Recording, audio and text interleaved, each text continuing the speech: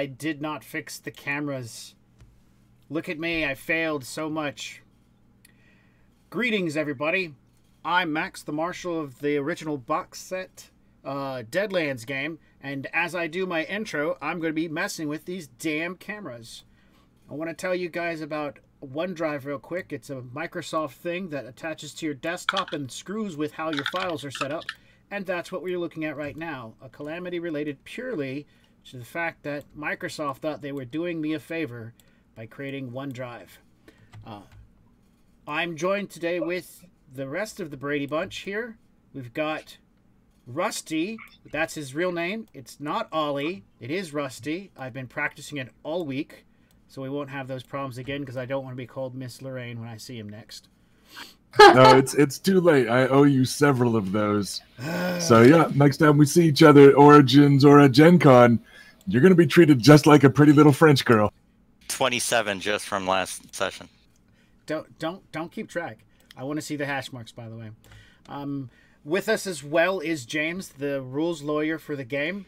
I say that in most deepest love for the man because I've known him for a very long time. He's really good at memorizing things I don't do well at memorizing. He is playing Father Cross, the local Catholic priest for us. There's his thing. Got it. And last but not least, the most elegant and wonderful Sarah Kraus. Oh man, Kraus. Yeah. Sarah Kraus is playing Anne McDade. Anna McDade. Man, I'm just butchering names here. I really wish I had known you were going to describe me as elegant because I totally would have had another sip of pop and just belched. Like right there.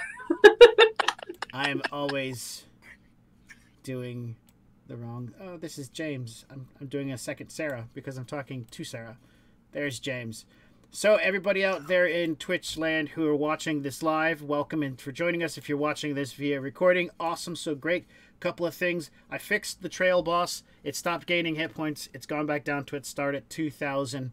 And I also added the graphics for the alert box. So like if you actually defeat the trail boss, we will know. Hopefully we'll know. It's supposed to make noises and stuff. I didn't have much of a chance to test it out. But we've gotten down to just one picture left, and that's Rusty's. Just to make you feel better about these mild technical issues, the Overwatch League has been doing all their stuff from home. All their desk talent and casters and everything just have like a screen set up in their house, so they don't have all the fancy makeup people and all that. And they're really making me feel better about the games that I'm on Twitch and stuff, because it's this multi-million-dollar international industry, all done by like Blizzard, right? Like high-budget professional stuff, but due to the Rona, you know, they're all at home and they're just fucking up too. And it's just been like really adorable and a fantastic like confidence boost when I remember our own tech issues in this game, in the Twitch game that I'm playing, et cetera, et cetera. It's a good reminder that even the well-paid pros can screw it up when they're trying to do this stuff from an apartment somewhere, you know? Hey, we're all fuck-ups together. Yeah. Okay. Guys, can you believe this is episode 10? Yes. Yeah. Episode 10, A Friendly Game of Life or Death. Yeah, last week when we realized it was episode 9, I actually was going back through the files going, really? I had to look through all of it. This train ride is almost over. It's so amazing.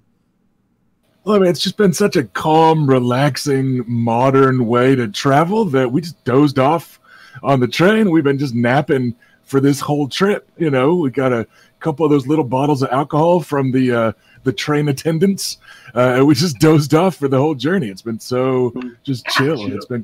You might want to actually throw something at us, Max. That's true. What if I do a thing and at the end you all wake back up at the train station like it's like, ooh, it was all just a dream. The dog was having a dream.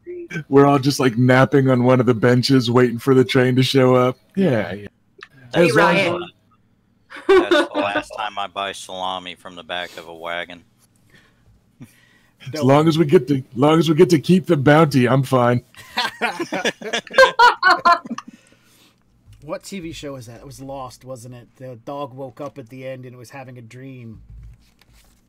Mm-hmm.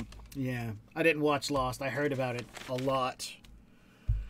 Last week, I repressed the last season because I don't even remember what happened, but I know I was really angry about it. So I understand. I heard terrible things. It was like not good, poor writing.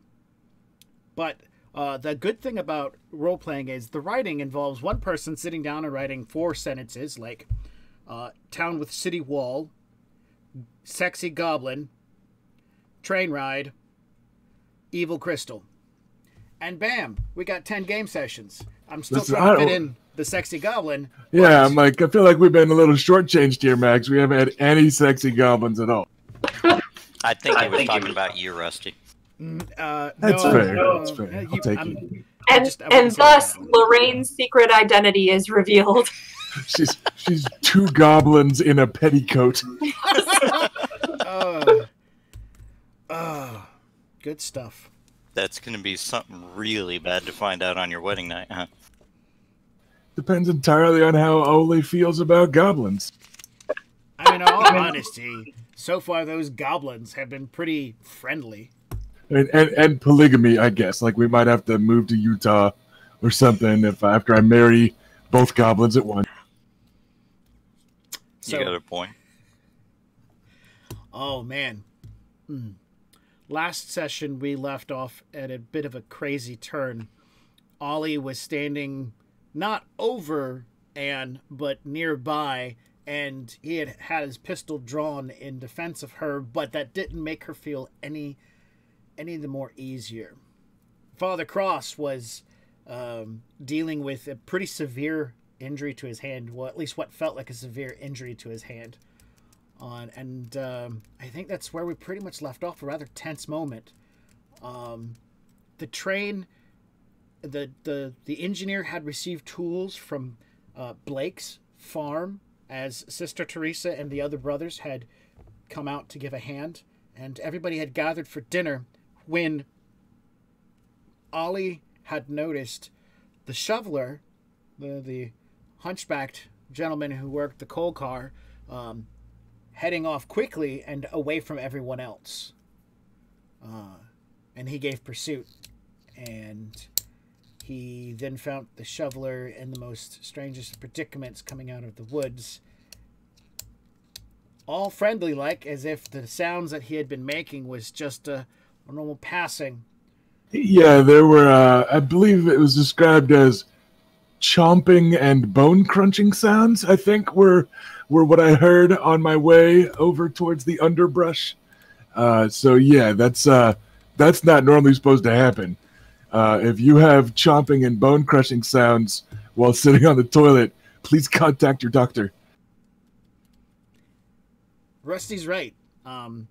Unless, of course, your anatomy is a little bit different, and well, we should probably talk to us, because that would be pretty cool. I want to hang out with somebody who's able to do bone crunching from that end of their anatomy. But only online. Yeah, like, let's social distance the hell out of that. Yeah. We can all agree on that one. No telling what else is coming out.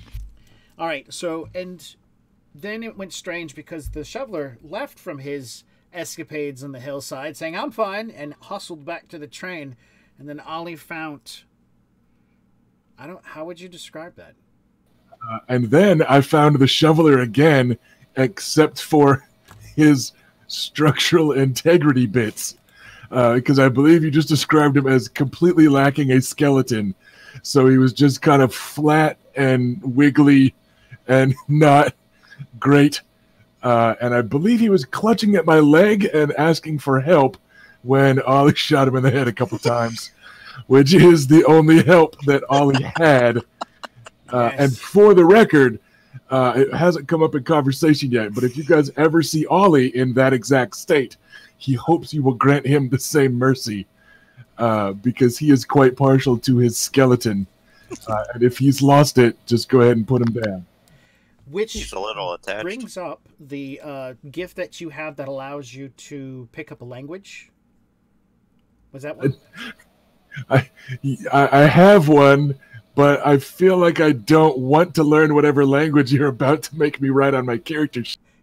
Gurgle and babble as you die without a skeleton language. Yeah, new language, no jaw, 1.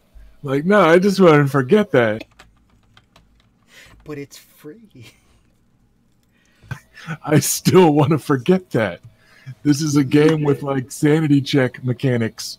I don't want to remember how somebody talks without a skull. Yeah, we've been playing 10 episodes in this for Weird West, and this is the first time I've kind of been like, yeah, I'm not into this. Gross.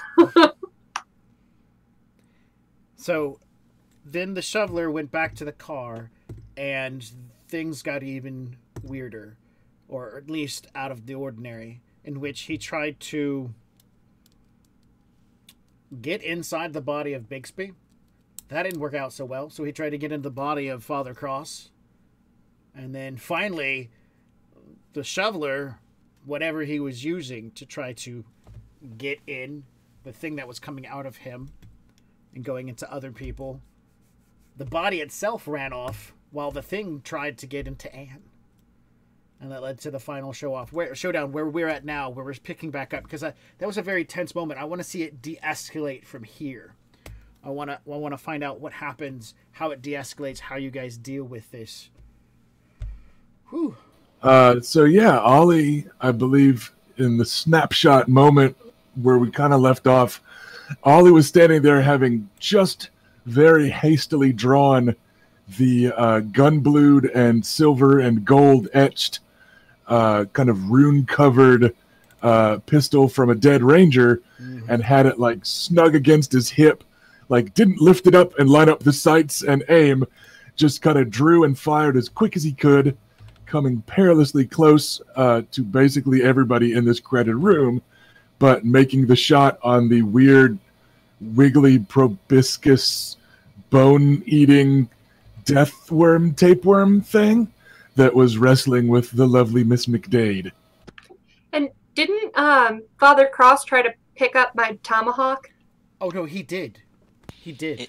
That's where the injury to my hand came into play, because it was burning me, but I managed to swing it a couple of times, and we ended up killing the creature, at least in that state here.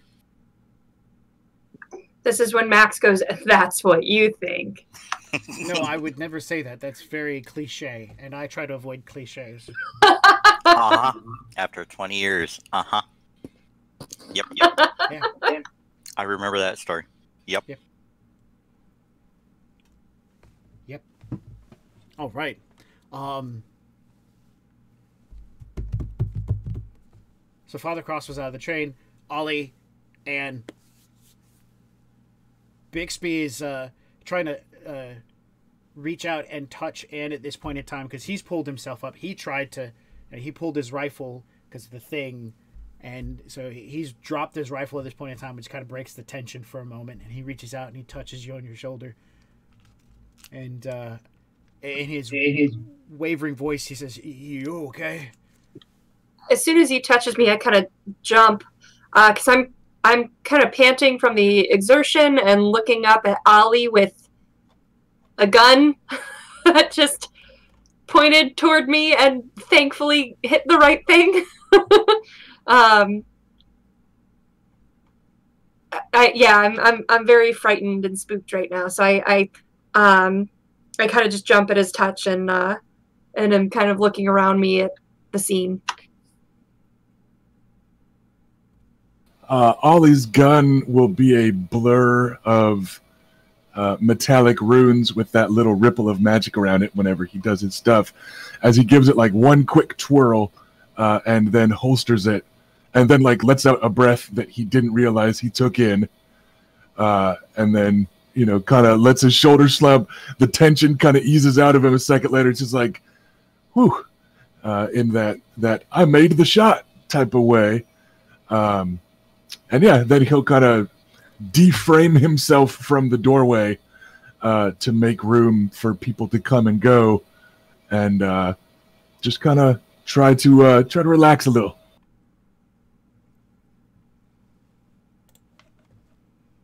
Well, the first person to make their way in happens to be the conductor at this point in time, because there was shooting going on in the train, and in comparison to Mr. McAllister, who can't run that fast, Mr. Lockett can.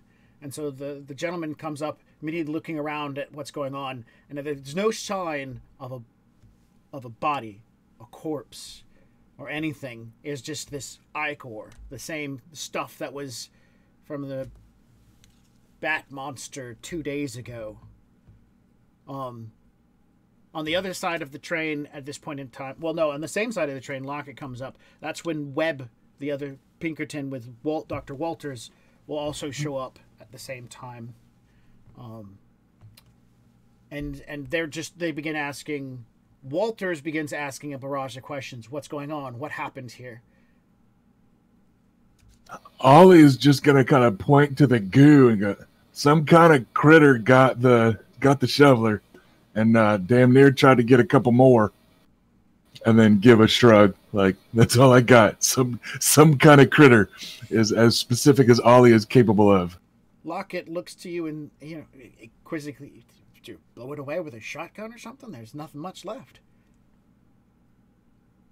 No, just the regular barrel of my old Lamont, but it was an awful strange thing. Webb gives a nod to your reactions and the material, looks to Mr. Lockett, says, it's fine. I'll do an investigation onto this and figure it all out, and I'll let you know. But it looks like everyone's fine, okay. Has anybody got any injuries? As soon as he says that, I kind of snap out of it and stand up quickly from the floor. I kind of start like flustered. I hope everyone's all right. Father, I hope you're all right. Excuse me. And I take off toward my car. All right. Bixby will feebly attempt to stop you in his weakened state, but he can't, really. So you brush him off and head past everybody towards your car. Webb looks to you, Ollie, as she passes by, and then looks after her, like kind of trying to look to get some sort of eye communication. Is she okay? I don't know. I mean, she was tussling with the thing when I shot it, so might be a little rattled. It was an awfully ugly and ornery critter. Webb gives a nod. I'll go check on her. And Walter stops and says, no, I'll do it. I can do that. And Webb stops and says, no. Walters, we need a sample, and we need to speak with... And Walter's like, let me handle speaking to her. I'm good with the ladies. There's another bigger pile of goo out back where the shoveler's body ran after this pile of goo come out of it, I think. But yeah, if you're in the taking samples business, there's a bigger one out that way. And he'll point to the other side of the train where he put down the shoveler's meat sack. Okay. And Walter raises a finger, and Webb just ignores him and seems to take a high level of initiative and step past him, heading after Anne. Walter shrugs. Fine. Leave the good scientific work to myself. I understand. And then he's going to hop off the train. Blake, Cody, and Dwight are over there right now, staring at the pile. I'll lean out a window and holler, Don't you guys touch that thing. There's a Pinkerton coming. He's going to handle cleanup. Nobody lick that. Which Cody immediately says, Dwight, lick it. Dwight turns to him and says, shouldn't you be running? A Pinkerton's coming. And Cody's like, they ain't got nothing on me. They ain't got nothing. They don't recognize me.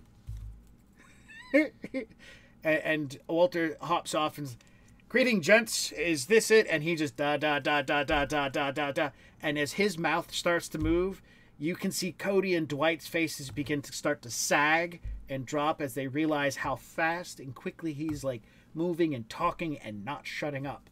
Blake stands nearby with his hand on his pistol and takes his gaze from where he's at to kind of look up at the train and start kind of gazing around. And he makes a head nod to you and starts walking down the length of the train. All right, I gave him a fair chance, which figures about what I owed him. Yeah, it sounds like Blake will be joining Natty the Kid on helping keep the train safe. So they're in pretty decent hands. I'm going to just kind of chill and let people continue to question other people because that is literally the extent of the answers Ollie can give. So yeah, Ollie's pretty content at the moment. Father Cross, you head down the passenger car, go between the kitchen car and the passenger car, step off the train. As you get out there, you're flexing your hand. The tissue because it's your right hand, the tissue on your palm itself has become bubbled, hardened in some places, or at least rubber-like, and so squeezing your palm is kind of difficult. The burning sensation has yet to stop. You can only equate it to, as people have described, what happens when you get acid on your skin. All right. Since I know he's a doctor, and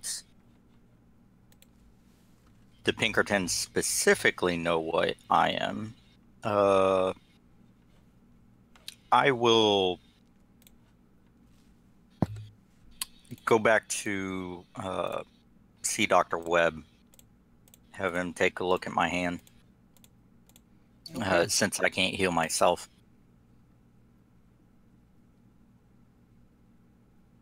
All right.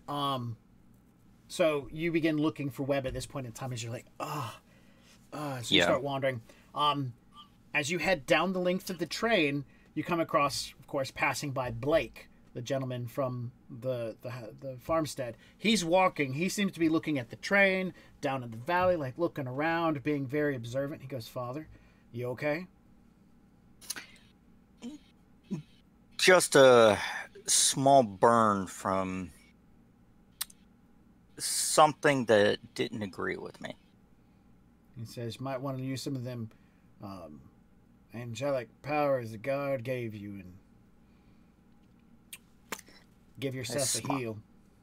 I smile and I say, "Unfortunately, it doesn't work like that. We heal others out of selflessness, not ourselves." I understand. It's a sacrifice, but it's one I'm willing to take. How are you? A bit shaken. I just saw bullets go through a man, and then a man turned into something I can't explain. And I look at him and I say, "You've seen what I can do. Uh-huh. Well, because of that, I'm going to let you in on a little secret." He kind of cocks his head to one side and begins staring you side-eyed. He stares at you side-eyed for a moment. Go on. There's things out there that the world's not ready for. It drives most men insane, and even the miracles of God can make others doubt their faith. Just seeing them straight up. You think this is the For work of the devil? people, there are things out there. And I look at them and I say, I belong to a group in the church that looks into these kind of things. We work with the Pinkertons quite a bit, and He'll spit on the ground when you say Pinkertons. You may not like their kind, but it's people like them and the Texas Rangers that know what's really going on. Well, forgive my ignorance then of the Pinkertons. I only know one side of their story. I nod and I say they do follow the law, but Father, you don't really know what they do if you say they follow the law. I'll tell you what. I'm gonna be hanging around. We'll give you guys a ride up we'll ride up with you guys to Dodge. Anything else weird happens or strange, you know that my 6-shooter and Cody's and Dwight's are there to give a hand. I nod and I say, if anything strange like this happens, you stay close to your brother. He gives a nod. All he knows a thing or two himself. I'm not sure how much he's let you know in on what he can do. And I just hold my finger up to my lips like that's our little secret. Okay. I turn around, and as I start walking away, I'm pulling a handkerchief out and wrapping my hand so no one else All right.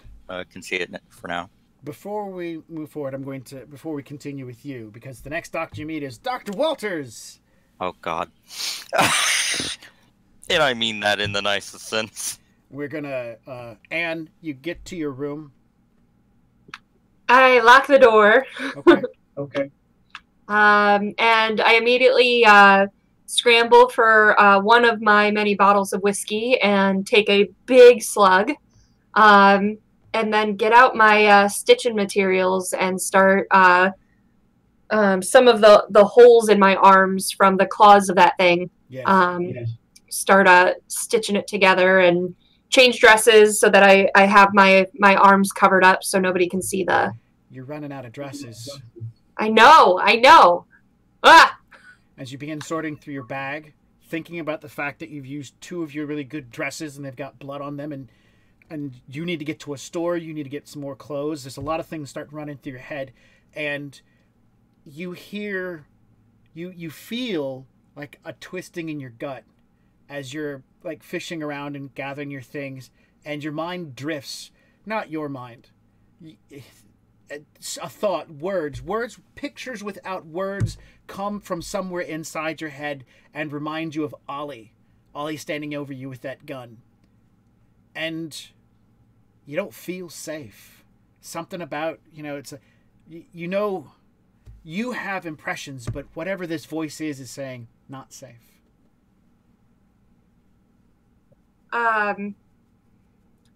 Guilt. Like at that kind of... Maybe like guilt. What guilt? At that vision, like I kind of slow all my scrambling for everything I need to do. And I kind of just sit like a little frightened and defeated and slow down for a minute and just close my eyes and pray for some guidance. Okay, go ahead and make a spirit roll. Or faith. Make a faith roll if you got faith. If not, I think it defaults to spirit. Ooh, this will also test if I got the early thing to appear where it needs to be. It did. Oh, there we go. That's a 1. You pull out your tiny damaged Bible. You begin thumbing through it, looking for something. The pages have been seared all the way through, which lets you know that the slight pain in or the slight sensation in your leg was because it went all the way through.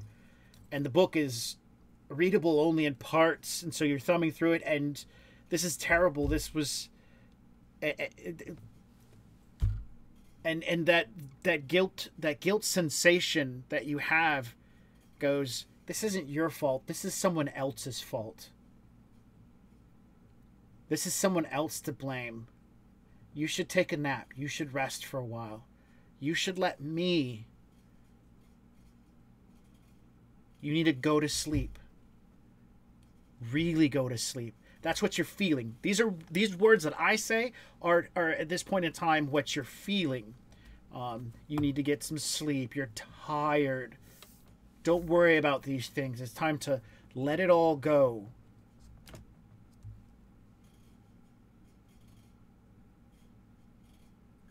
I kind of rub my head and take a deep breath and think about my next move. Do I want to keep going? Should I leave the wounds for right now and lay down? I can lay down after I get this done. So I take another swig of my whiskey and I get to work on stitching myself up.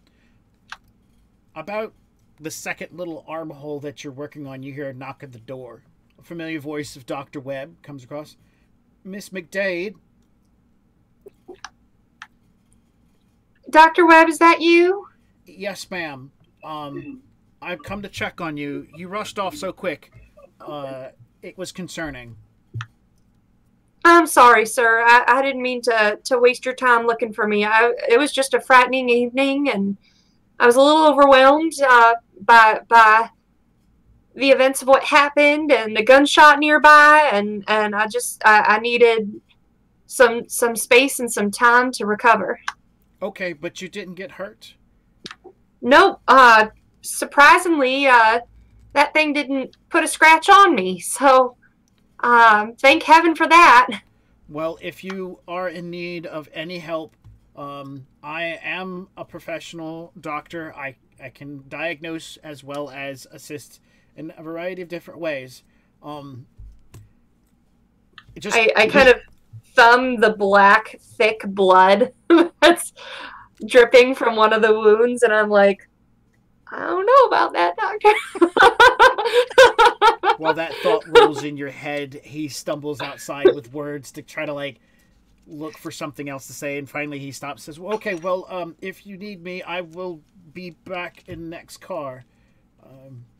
Thank you, doctor. Thank you for everything you do and being here for all of us. Just do me a favor and worry about Mr. Bixby. I'm hoping he makes a full recovery as quickly as possible. I will go check on him. I will do that right now. And he skedaddles. I sigh, kind of relieved that I won that fight, because if Dr. Walters had come, I would not have won that fight. The door would have come down. You would have kicked him in the midsection. Go the fuck away. Stop talking to me.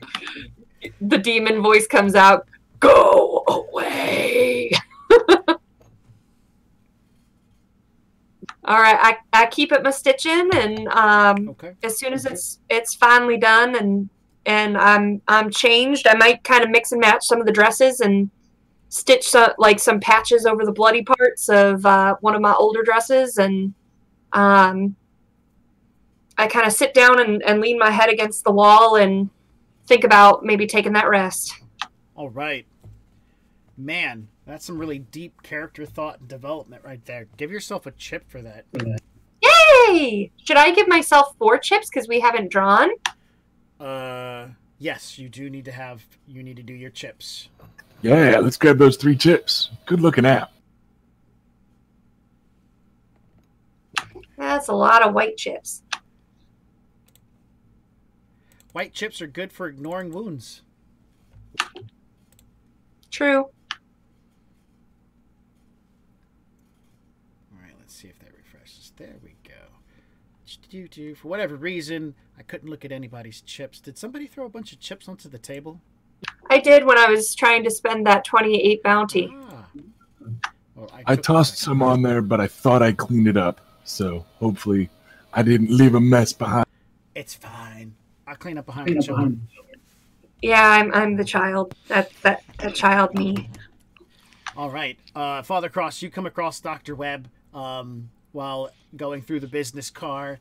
When you greet and say hello to him, he tries to sidestep you quickly. Oh, Father Cross, and he makes hand gestures without words, and then things with other hand movements. I look at him and I say, Dr. Webb, since you're a medical doctor, could I have you take a look at this? Since he looks around for a moment because you're in the middle of the business car. Do we need a private space? It's just my hand, and I unwrap I unwrap it and let him see it. He stares at it for a moment. It looks like some sort of burn, like you were holding onto a hot piece of metal of some type. I was injured in the fight. Oh, from... And he leans And in. I just The thing? nod. Oh, okay. Let's go to my medical bag. I have some things that might help. All right. By the time you've made it to the medical bag, sat down, and he started looking over it, the whole injury has run up to about 6 wind of damage. Not a full-fledged wound, but it sure as hell hurts. He begins taking and runs little tests with some clear liquids, and he says this is an ether, and so on and so forth, and he tries a couple of things, and at some point, application of a damp cloth and one of the other many clear colored liquids that he has seems to start to relieve the sensation of the pain. Not the wound itself, but just the continuous burning that seemed to be associated with it. It stung a little, but after the sting went away, so did the pain and the burn. All right.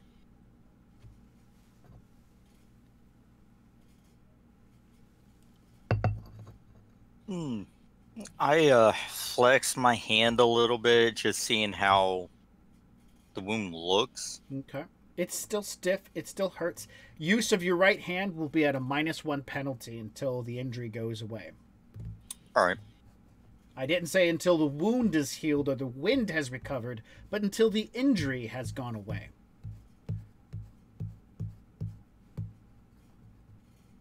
I think he froze.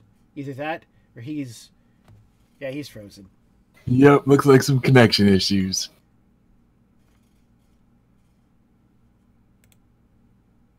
Welcome back. Oh, that was me? That was you.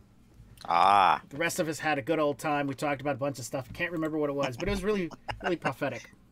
You said until the injury goes away, not the... And that's where I lost you. You will retain that -1 until the injury goes away. Not the wind recovered or the Right. wound recovered, but the injury goes away. All right. Not a problem. All right. I let him, wrap it up professionally, and I will thank him and go on about my business. As I take like 2 steps out in the corridor, I think about it a moment. And I look at him because I'm assuming he's following me out. He's packing a bag up right now, and for the most part, he's just putting stuff into it. He's observant of you, and he looks up to you. You may want to go check on Bixby. He had quite a fright considering what it tried to do with to him. And during that time that he was taking care of me, since we were in the privacy of his room, I would have told them at least that side of things. I would have left out certain things concerning Miss McDade. As you're continuous, he's like, I was just about to see him before you questioned me about your hand, and so if you would give me my leave, I would definitely do so. I apologize for interrupting you. No, it's fine. You needed the assistance. He was stable as far as I knew, and I'm going to go check on him. I've been requested to make sure he's fine. I think he's more in shock than anything. He drags his by the look bag on and his face. he continues to walk away from you. It's like he's dealt with people who don't stop talking before.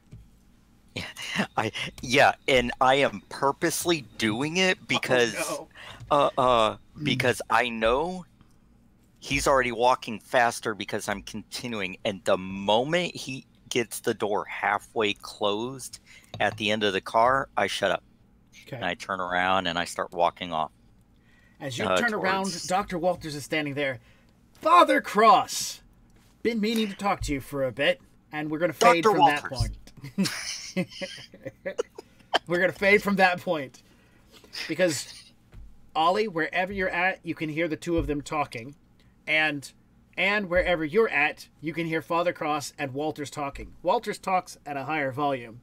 And Father Cross being one of those priests who he talks at the same, so they're outside the train having a walk and talk about the theological ramifications and whatnot goings on, and they're loud. I lower the window shade slowly so that they don't notice. Ollie's probably gone to fetch a drink. It has been a day. And I'm not even sure what time of day it is, but it has been a day. It is about so yeah, he's 7:30ish. PM, right? Like it's okay. So yeah, it's not at all too early for a slug of whiskey. So yeah, he's gonna head to the car that's got the bar in it. Is it the food car? Is that what we've been calling it? The first car has the bar in it, but yes. Is anybody tending said bar? Yes, an elderly woodsman who has been on the train has put on his nicest vestment, and he's currently pouring drinks for Vanderberg and the accountant.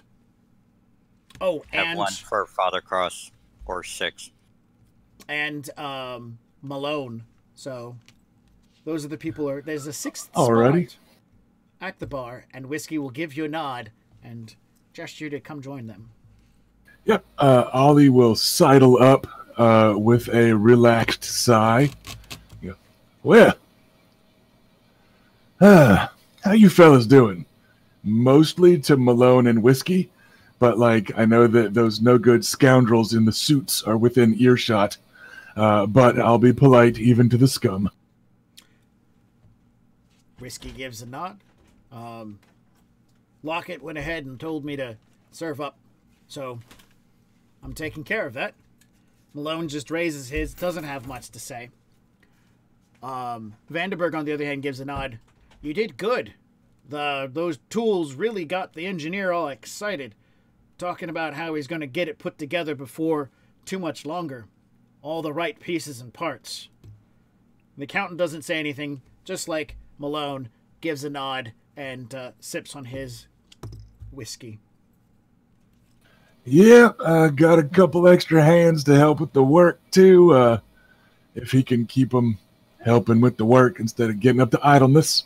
So let's see if we can't get this thing moving pretty soon and finally get to Dodge, though I suspect there'll be some cranky folks upset about the schedule being disrupted. Vanderberg gives a nod. I cannot wait to get to Dodge. I am canceling my next ticket, getting a refund, and spending at least a day.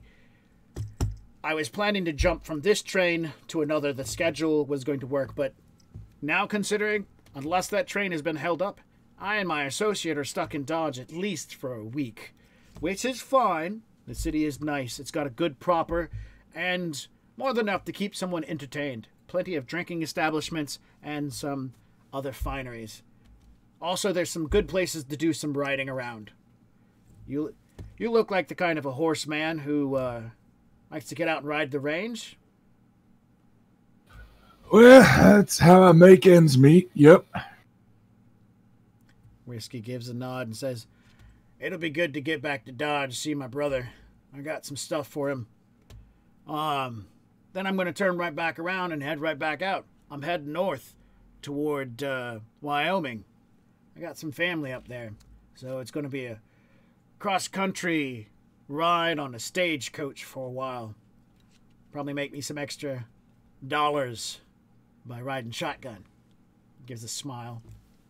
Here's hoping your stage ride goes a little bit smoother than this train ride did. He gives a nod. We'll be passing by Sioux territory, but I don't think they're going to give us too much trouble. Yeah, we didn't think no dog soldiers was going to poke at this train twice, neither. But, Nod to that. yeah, good luck. And I'll give him a little toast, with a sincere good luck, and then drink my slug. Vanderberg continues having idle chat with everybody who sits and drinks. He just seems to be that sociable individual. He has one drink, he drinks it slowly. The accountant, on the other hand, you can definitely tell that little guy, he finishes his first, he goes for his second. While Vandenberg's chatting, he pounds that one down and then decides to just play with the third one. Malone does one and then pulls out a pack of cards while Vandenberg continues to talk. Probably about 8:20 or so is when the sound of the whistle can be heard. It's weak, but it definitely breaks the silence. Here's hoping that's good news for once, fellas. The sun has come down, and the sun is set. It's definitely dark around the train, so people are finding a place to lay down. They're getting organized. Malone's talking about cards, and Anne, you've gotten your dress put together. It took a little bit to piecemeal, put yourself together, but you're finished. Whatever exhaustion you were feeling from earlier has left you, and so those sensations of fatigue has as well, just by sitting down and doing something lethargic and doing something repetitive for a little bit. Good. I feel better having done something that was a little less life-threatening. Even though I'm going to be a little embarrassed to wear this patchwork dress, I had tried to present myself as a lady for this train ride, and I'm afraid I'm going to have to end this train ride looking a little scrappy. But I think there's worse things. So as I feel better, I'll make my way back out of the car, and I do want to check on Father Cross, and see how he's holding up. Okay. All right. You're able to find Father Cross and Dr. Walters up near the engine. Several of the tables have been folded out and set on the side of the roadway, the causeway, as people are still milling about to where the engineer is. You see the two cowboys who came from the farm, Cody and Dwight, along with a couple of the other individuals helping the engineer out. Lorraine is also on the engine. She is holding a light. She's on like the little railing area holding a light up so the engineer who is actually in the engine itself can see what's going on.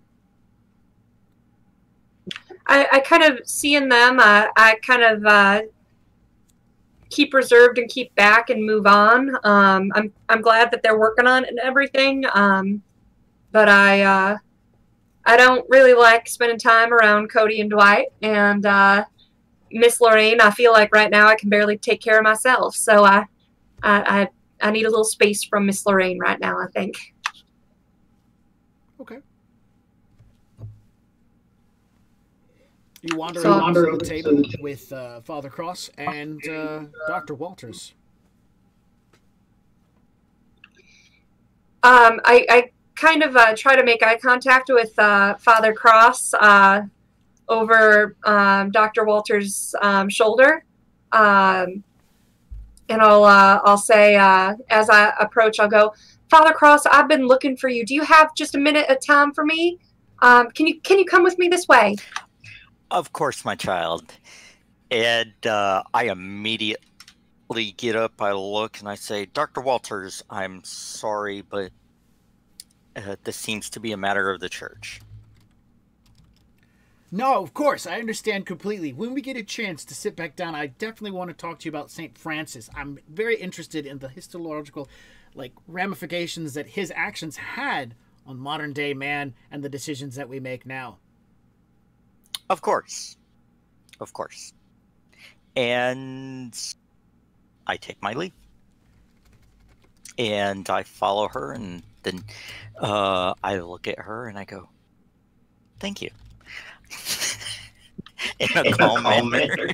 I kind of blush a little and give him a little nod. Like, we both know what we're talking about, but we shouldn't talk about it. I make a mental note to ask for forgiveness for that, but I'll do that later. And I follow her along. Father, I just wanted to check on you. I know whatever that thing was, it went after you and kind of look at him because it's sensitive, but I know it got in your mouth. I just wanted to make sure you're holding up okay. I'm doing quite well.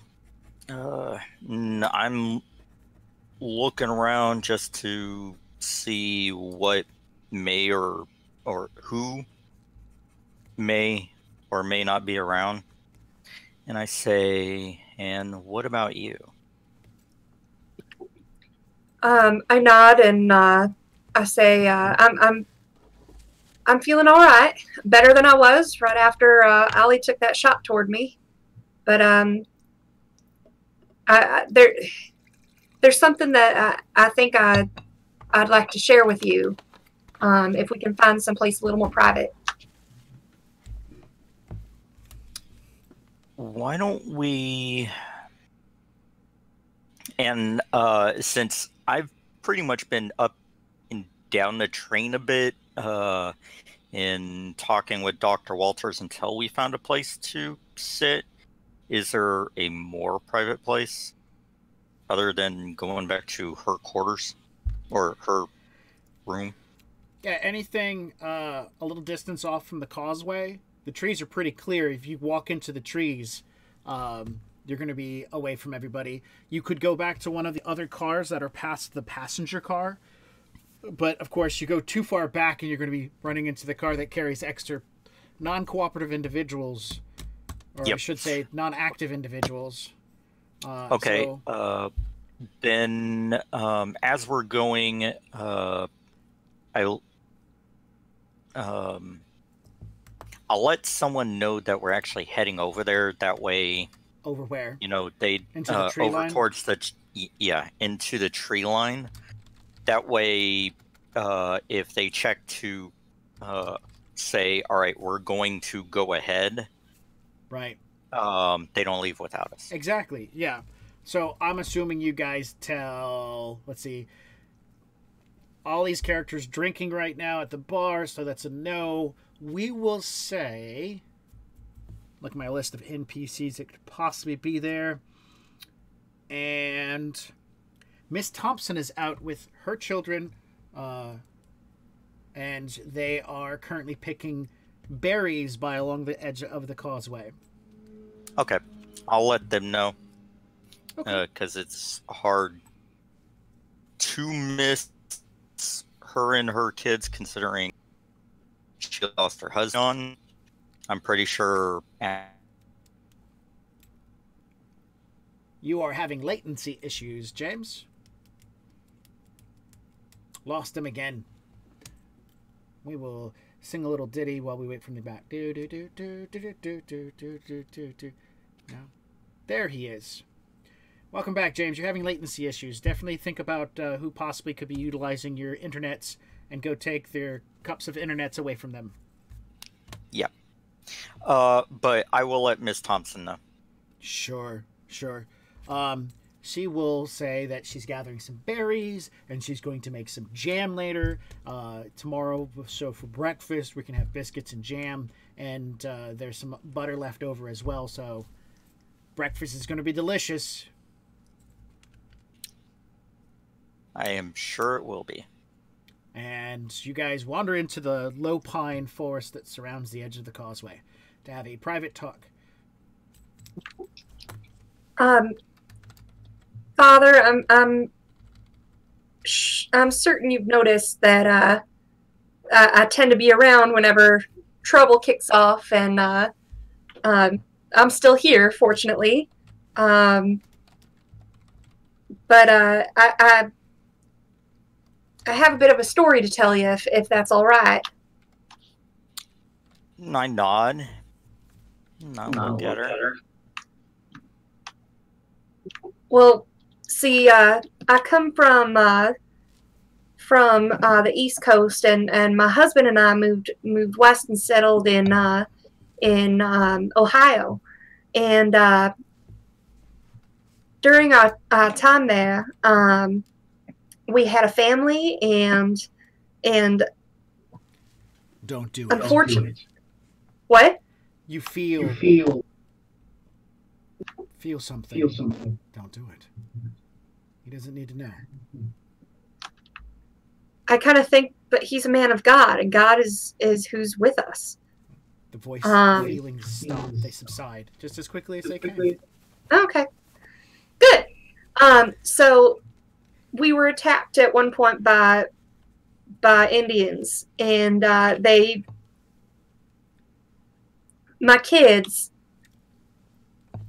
Anyway, I was beaten pretty badly, but I survived, and I realized after the fact that being that close to death brought me closer to the Lord, and I realized that the price of losing my children, he had opened the door to something else, and he had given me these abilities and instructed me to use those abilities, and he guides me with that tomahawk that you picked up for me. So I've been following the way that the tomahawk points, and it led me here. It led me to this train. It led me to meet you, and I just wanted you to know that I feel like we're on the same mission from the Lord, but it is scary sometimes because since I've gotten these abilities, there's also been costs associated. Like I don't really sleep much anymore, and when I get hurt, I seem to not get hurt in the same way that I used to get hurt. And so I just get a little fearful that people might be afraid of me if they knew about this mission that I'm on. Were you hurt in this last fight? I mean, I just had some cuts from the thing that scratched me, but I learned how to kind of take care of my own wounds and stitch myself up. So I'm fine. Just minor scrapes, but yeah. Do you use anything to dull the pain? Honestly, that's one of the, I don't know if it's a gift or a cost, but I don't really feel the pain anymore. I mean, how do you really feel pain after the pain of losing your children? Like, and I'll look at her a moment and I say, may I see? I kind of like hold an arm up and like kind of pull it back a little bit, like afraid, because I haven't shared this with anyone, not even my husband who I ran from. So finally I'll unbutton some of the wrist buttons and draw the sleeve up my arm and kind of show. There are stitches in her skin. There seems to be a soft and fresh wound, but it's closed, and it has that pink skin tone to it as it's recently healed. There are other scars, other scratches on her arms that are minor. They also have the same kind of stitched markings where they've been stitched closed, and there's marks on either side from somebody running the strings through and whatnot. The cat gut and stuff like that. Not a lot. Not that you can see. It's not like she's, you know, marred, but I heard of anything like this before? That would be a knowledge academia. Occult academia. Oh. Have I heard of anything like this before? Occult academia. He's frozen again. He's skipping and he's frozen. He looks like my story put him to sleep. Yeah, I know, right? It's like, I have this terrible thing. Well, Father, fuck you too. Like I showed you my wrist like a hussy. We'll go with a nice round number of, say, 100 Hail Marys. Yeah, that ought to do it. Sorry, have I heard of anything like this before? You need to make an occult academia roll. All right. Been a while since I've had to make that one. Yeah. Let's see. That is under knowledge. picture Father Cross just rolled up. Bam, bam. Ooh, it's a 7.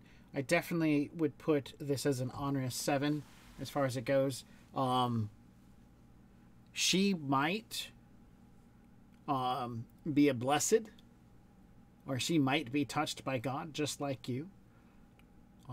It's just instead of faith giving her abilities like you have, they might just be different. There are a lot more questions that you need to ask and things that you need to understand before the whole picture can become, you know, knowledgeable as far as it goes. You know, you got to have more. Just some wounds, because I mean, she could also have had these wounds beforehand and just decided to run some string through them because she likes the pain. Because it does not look like she's been injured any time recently. Those things are closed. Yeah, I'm actually, that was all a lie. I'm just kinky as shit. I want to show you my ankles. And I've heard of ones that have been touched by God that just heal incredibly fast as well. Yes. Okay. But you've never seen it. Right. I look at her and I say... All you've seen is a bunch of burning people and strange demon creatures running through the towns of... I'll stop. Sorry, that's another story. What kind of sacrifices are we talking about? Other than your family? Sleep. She mentioned sleep. Also, I bleed a little funny. It's darker. What do you mean darker? Like it's more of a reddish black, and it's a little thicker too. I mean, I'd show you, but I already stitched up my wounds.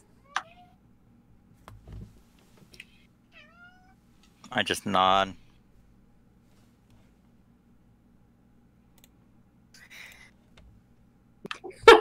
Rusty oozes black ichor. I bleed a little funny.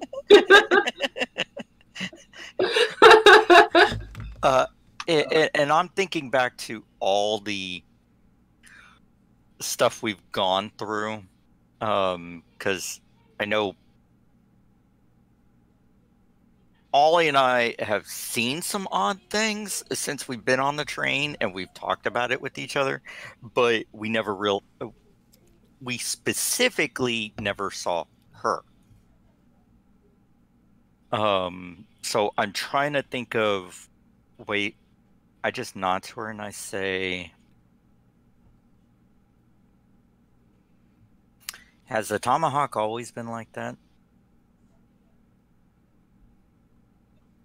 Ever since it came into my possession, yeah. Do you remember if it was like that before you got it? I don't really remember. All I remember when I got it was finding... the thing is, one of the sacrifices, I guess, is sometimes the power becomes so great that I think I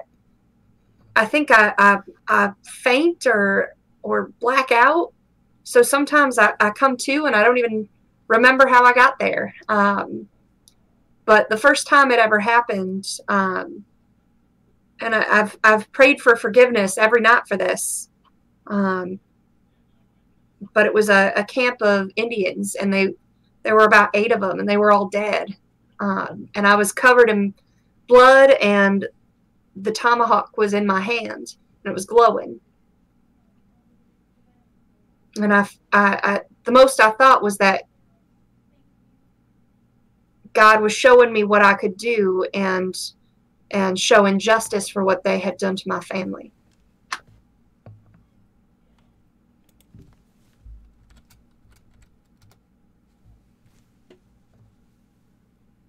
I just nod and I say, and these blackouts happen in times of stress? Yeah, mostly very high stress where I'm in a lot of danger, or someone else is. When's the last time you had a blackout? It's been quite a while. I've been traveling alone for a lot of time until I got on the train. So it's been weeks since the last time. I nod and I say,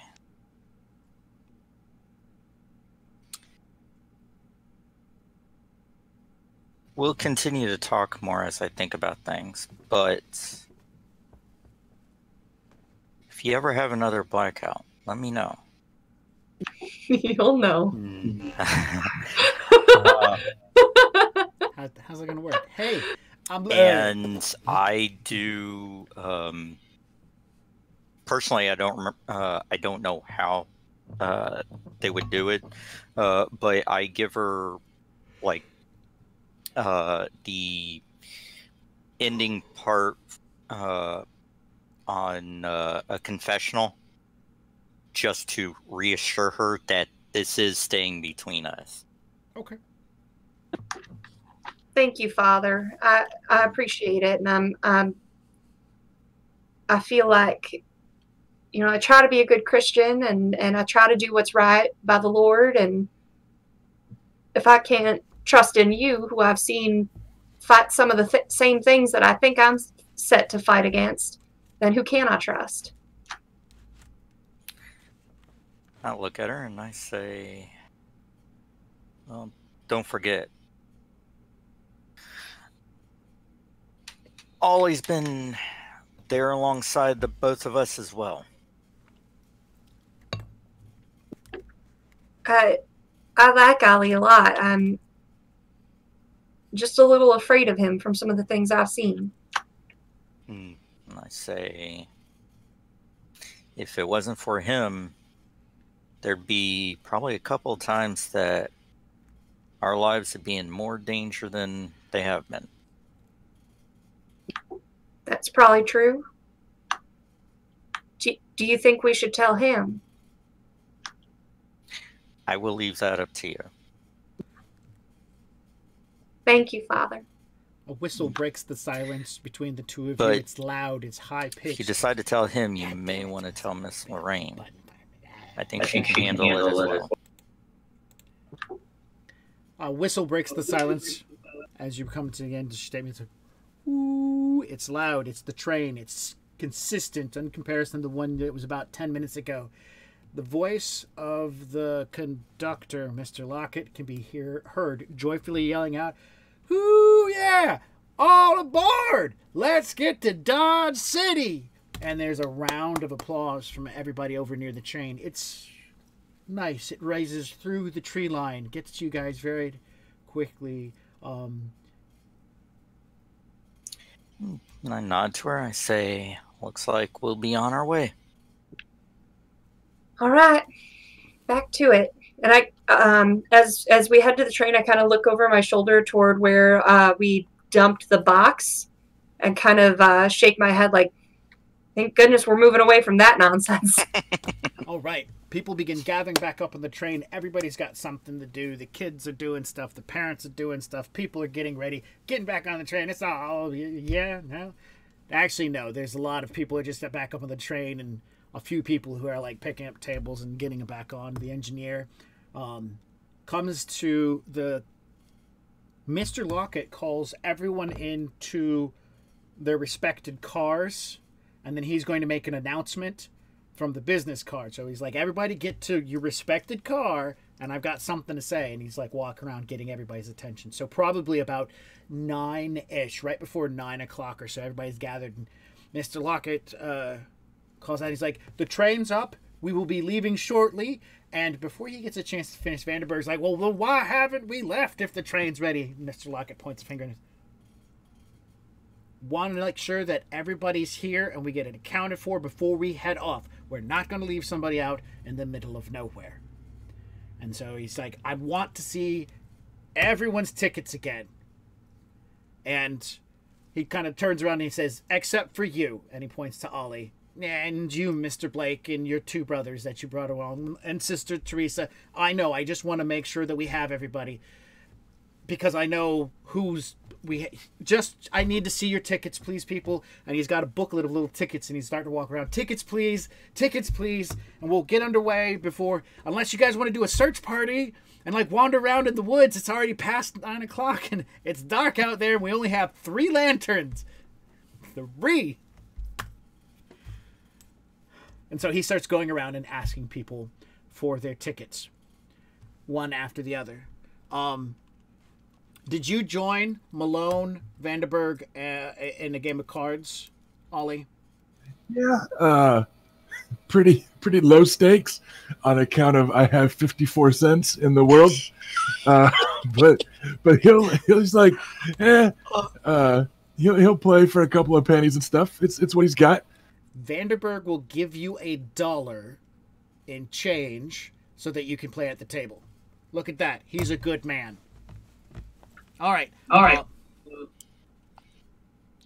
Somebody push the talk. I did, and then I thought better of it. So she was gonna pull the. That's not a good thing to do right now. My sass was about to show. But she's a lady. So Locke is going around checking everybody's tickets and excitement and doing stuff and whatnot. And from where you sit, Ollie, Miss Lorraine is she's standing on the other side of the business car where you're sitting at one of the tables playing, and she's like waving at you a bunch. All right. I snagged a 3 on my last gambling roll, and I'll let you decide how much money I won or lost in that downtime. Okay. But after that, he'll go ahead and toss in that last handful of cards. Go, sorry, fellas. Got somebody a little bit better looking than you lot. And so he'll amble on over, bringing his drink with him, and whatever couch cushion pocket change he has left in his savings account.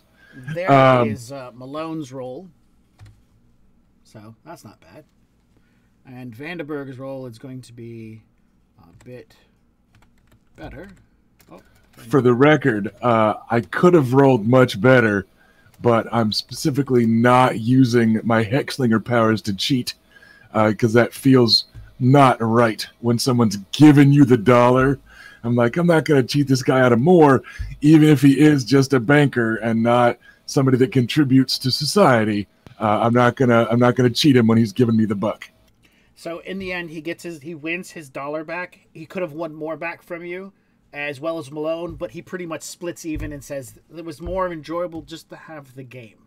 So him and Malone will sit and talk and whatnot. You mosey over to Lorraine as Lockett moves around checking tickets through his little booklet excitedly. And as you get closer, she smiles and she says, Mr. Ole? Miss Lorraine.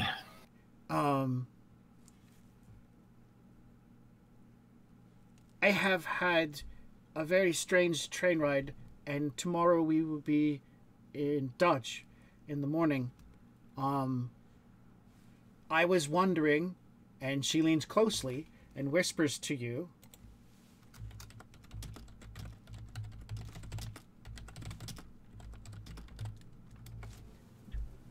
the suspense. It's not a whisper if you put it in the group chat, Max. yes, Jeez. but the audience doesn't get to hear. Exactly. Ollie will, he's not going to go like completely beet red, but he will get a bit of a flush to his cheeks. And then he'll go, well, I'm worried you may just be jinxing us counting that egg before it's hatched. But just in case we do actually make it to Dodge come tomorrow morning, that does sound a good deal more comfortable than staying in the regular old passenger car. And he's not counting my ticket anyway, so it doesn't really matter to the train just where I hang my hat. And then he'll give a very satisfied smile and a stretch and slap an arm around her very casually while they're sitting there. She will smile and she will say that I need to go tell Anne that I'm not going to be spending the night in her room so that she knows. And you can go gather your things and bring them to my room. Alrighty, sounds like a plan. I'll see you there in a couple minutes. All right. Is the door on her room? Didn't we kick the door down? Yes. Shut up! Don't ruin this for me.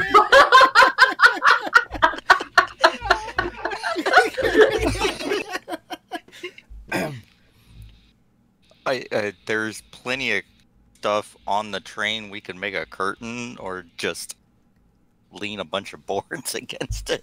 Lean boards against it? There's hey, there's a coffin that burst open earlier in the train ride. The wood's still back there as far as I know. We could make a new door. So there's as you're in your respected car, and Lorraine comes to you, and she seems kind of giddy and excited. She comes over to you and she says, Anne, do you have a moment? Yes, darling. What can I do for you? I know this is the last night on the train, but I will be spending it in my room tonight. You feeling safer? She leans in and she says, I will not be alone. Lorraine! Get him, girl. She will smile and she says, this might be the only time I get to see him before we go our separate ways. I would feel worse if I did not take the moment. And she will kiss you on the cheek and then rush off to her damaged room. All right, we got our happy ending. We can blow the rest of this to hell. That's fine. Yeah. All right. So, Rusty, Ollie goes back to the back passenger car, and how much of your shit you're going to drag in front? He hasn't exactly got a lot. It's just the saddle and the stuff in it, in those saddlebags. So yeah, he'll just go grab the saddle by the saddle horn and kind of sling it up over his shoulder, whistling a cheerful tune, tipping his hat to folks with his other hand as he carefully steps over them as they're sprawled out in the passenger car. Mm-hmm. And yeah, just kind of looking fairly pleased with himself as he makes his way out of the blue-collar passenger car there. Of course, Lockett's checking tickets, and when he sees you move, he goes, oh, never mind, Ollie. And he continues about his business. Everybody else is meandering around. When you get up to her room, the door, of course, seems to... There's no issues with the door. It's not like it's like swinging back and forth. It's just stuck open. It is closed. Ollie will give a polite knock on the door. And she answers it very quickly. She's smiling. She's very bubbly.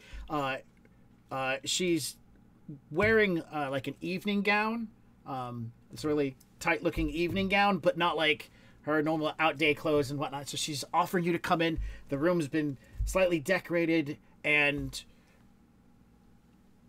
we're going to segue away from that. She wants to show you...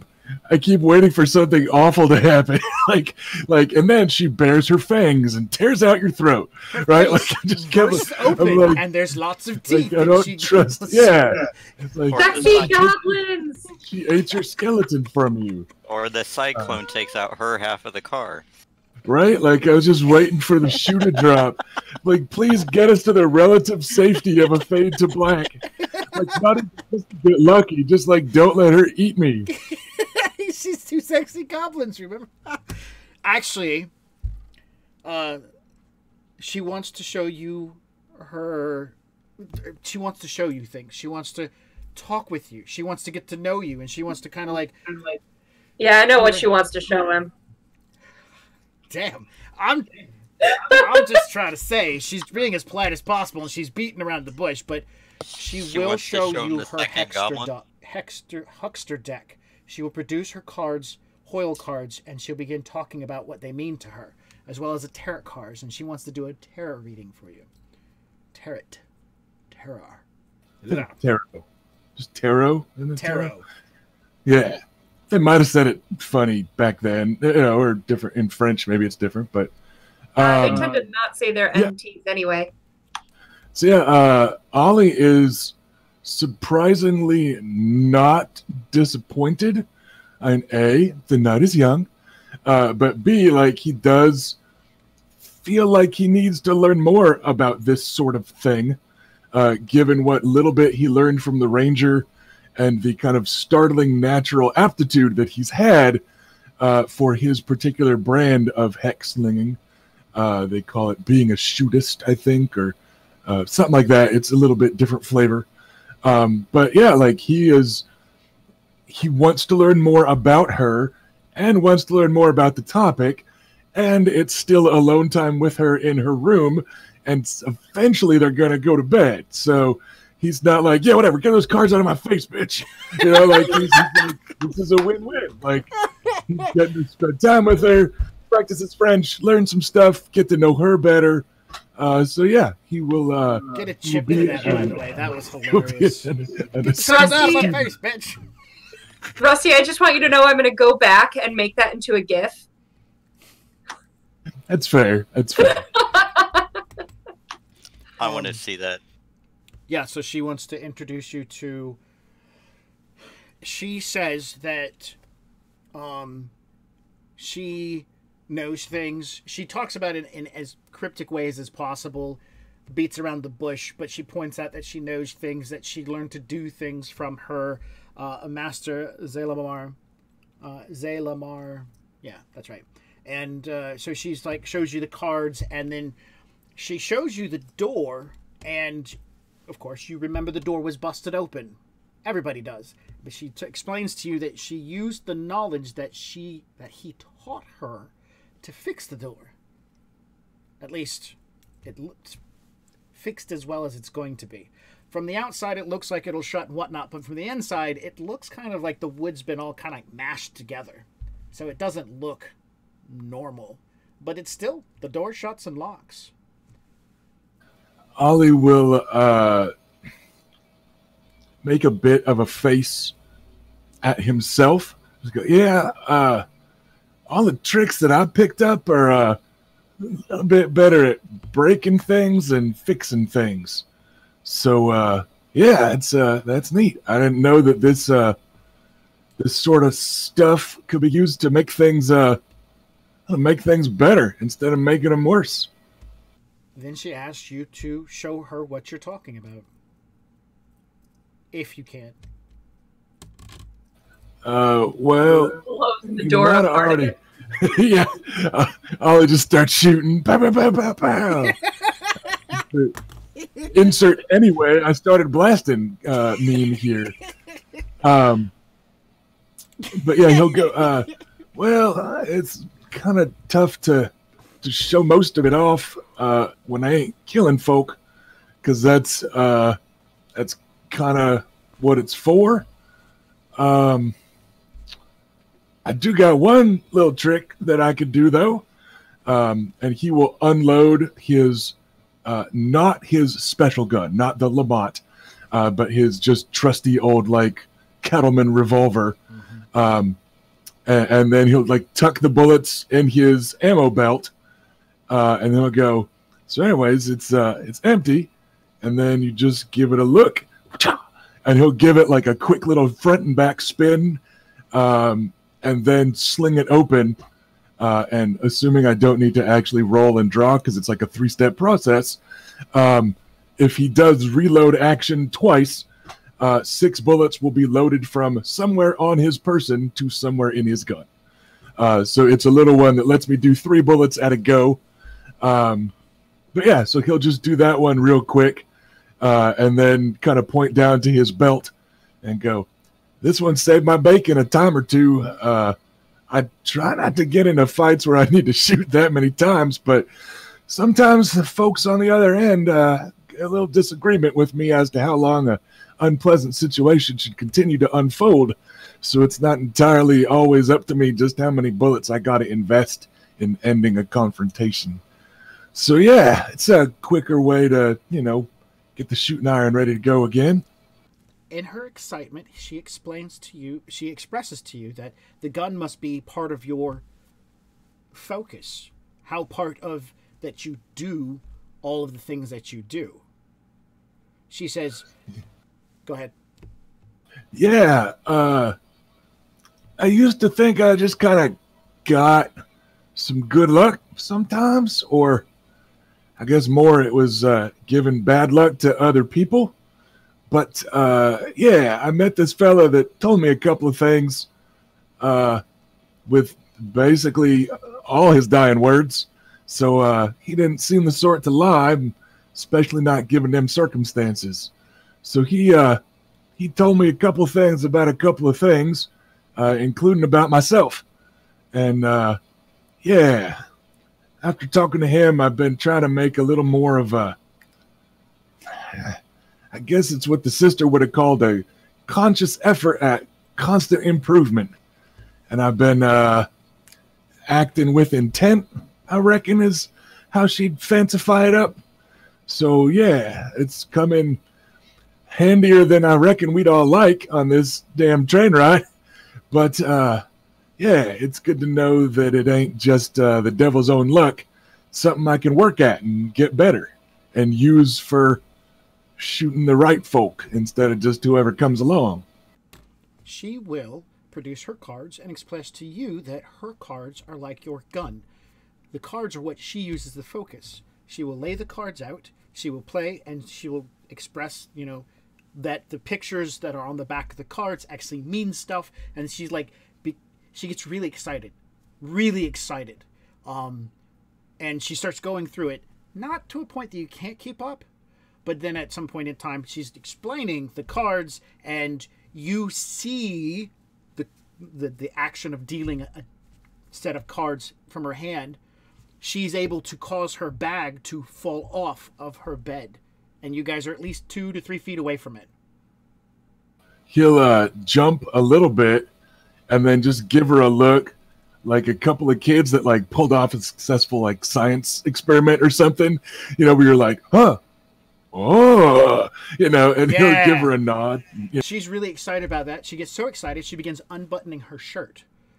Upon showing not only just skin, some sort of silver talisman with a kind of a reddish black stone embedded into it. She explains to you that this was a talisman given to her by her master that makes her able to do these things better. From that fella that says he owns you and such, though, right? She nods yes. I don't mean no disrespect, Miss Platt, but even if that shiny bauble makes you better at doing this sort of thing, I feel like maybe letting him say he owns you makes you a little bit worse at kind of everything else. I mean, they got laws against that and sort of thing now. And, I mean, you're heading up to Dodge, not staying down in Louisiana no more anyhow. She nods. When I think of it, it is more like it is. He is a teacher. He teaches me. And that is what he asks to be called.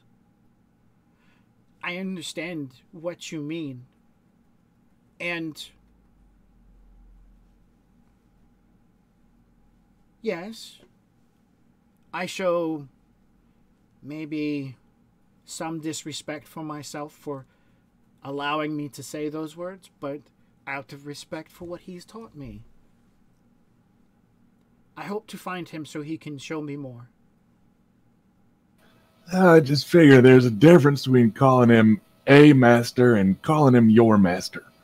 There's blacksmiths can make that steel sing, and I know there's folks that can handle a shooting iron almost as good as me, and folks call them masters. But, you call him a master, not your master. And I just don't want that trinket there to be his cattle brand on you. That's all. She nods and she looks down to it, and there's there's got to be a lot going on through her head, but she looks to you and she smiles, and then she takes it off. And she hands it to you.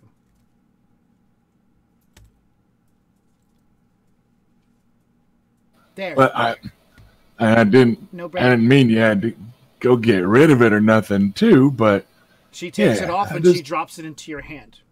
Yeah, he goes, I'd rather that you wore this on your terms than on his. And as you're looking at this, you're running through it and whatnot, she hasn't stopped taking things off. And at this point in time, we're going to fade to black. Okay, excuse me, Max. I'm trying to have a conversation. I'm not just a piece of meat. No, you're a piece of meat with a gun. I'm a piece of meat with 4D12 in deafness. Boom. So, all right, sure. Ollie will return it to her in the morning in exchange for taking his cowboy hat back off her head.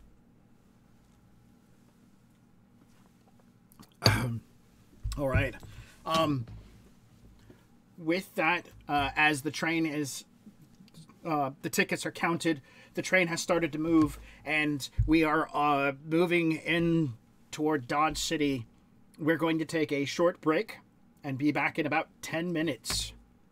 I say about because the last few times we seem to have missed the 10-minute marker. It's like it's gone at 5. Well, anyways, we will be back in 10 minutes. Break screen. Be back soon, everybody. See ya.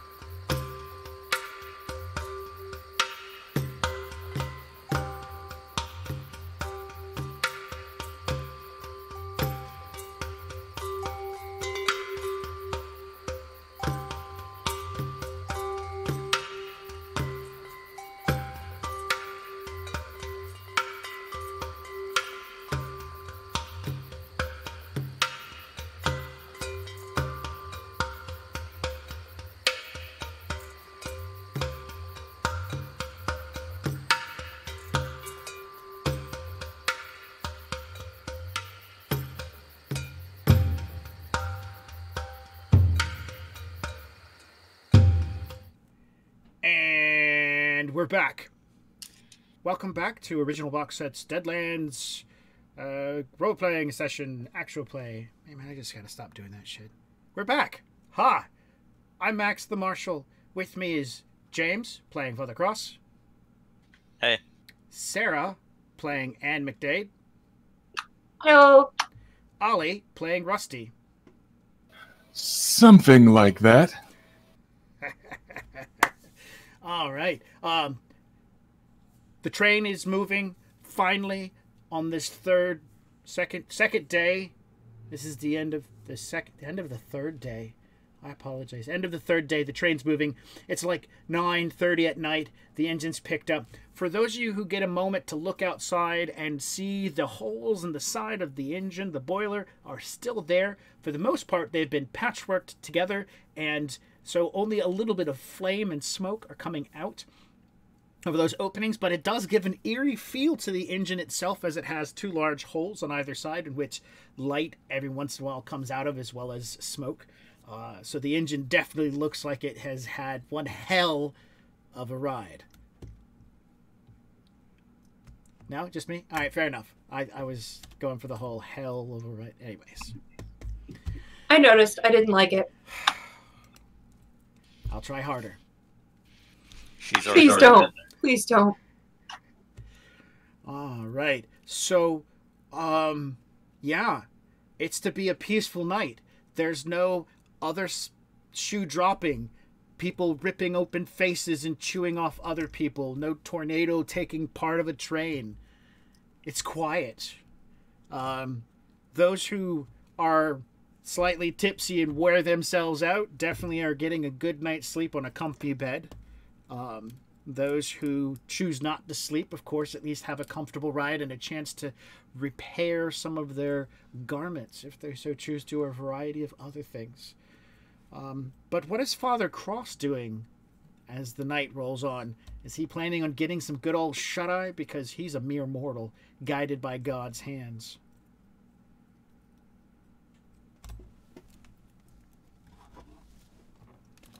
Did we lose him? No, I'm here. Well, I just had... Well, apparently I blanked out because I heard you take a pause and then you went, did we lose him? Ah, so you missed the part. You're still freezing a bit then. Father Cross, the train's moving. People are rejoicing. But for the most part, people are going the fuck to bed because they're tired. So much excitement. What does Father Cross want to do as the night rolls on and we cut scene and immediately head into Dodge City?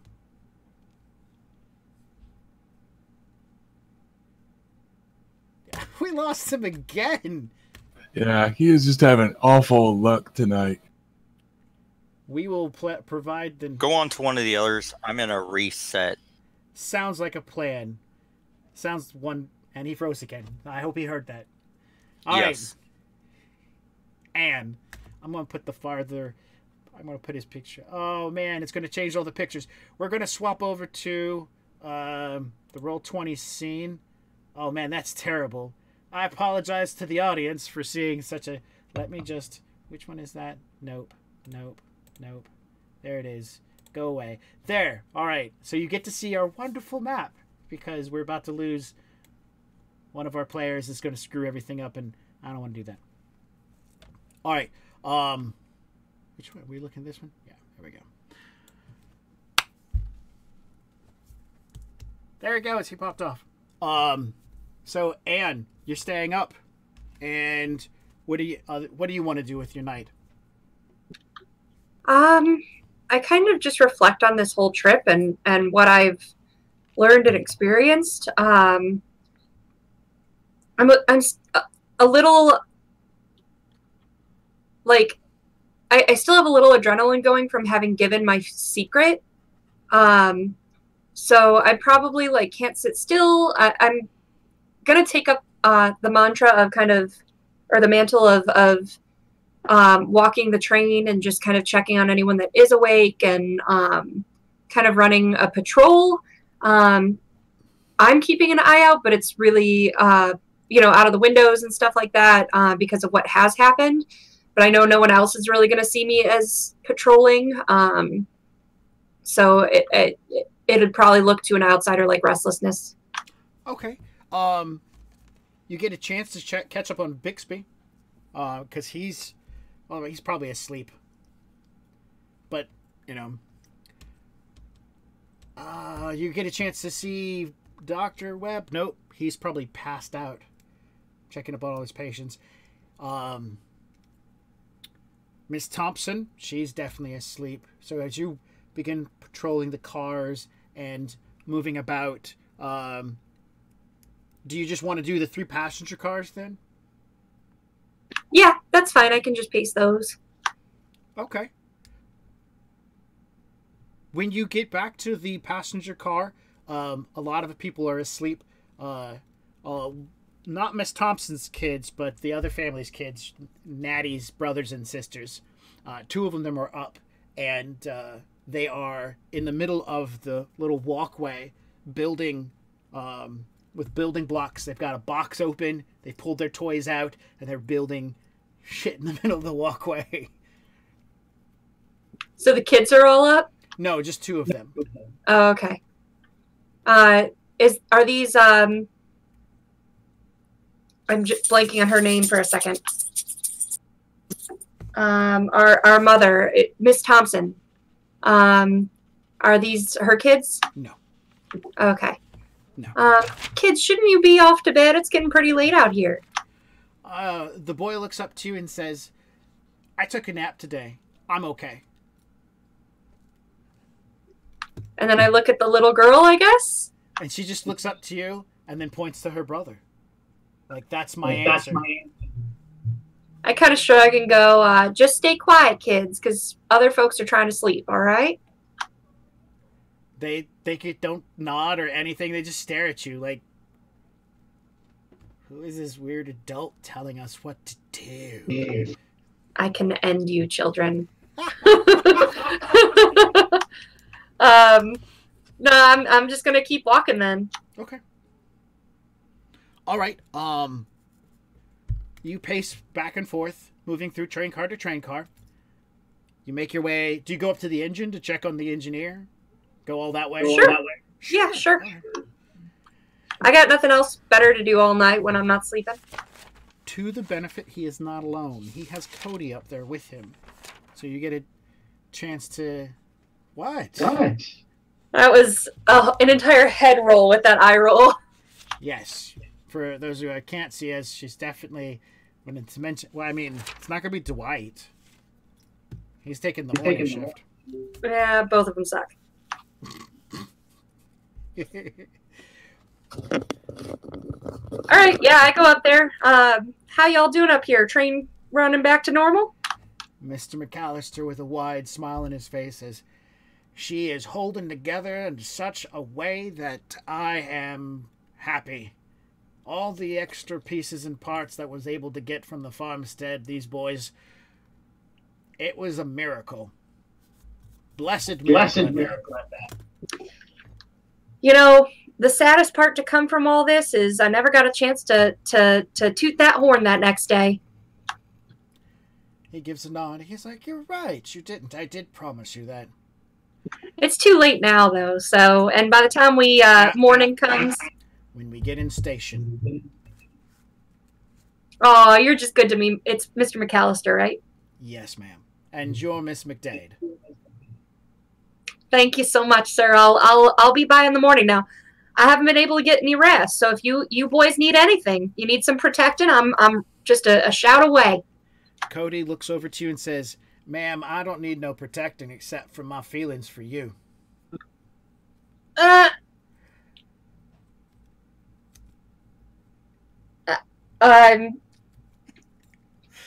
turn bright red and I go,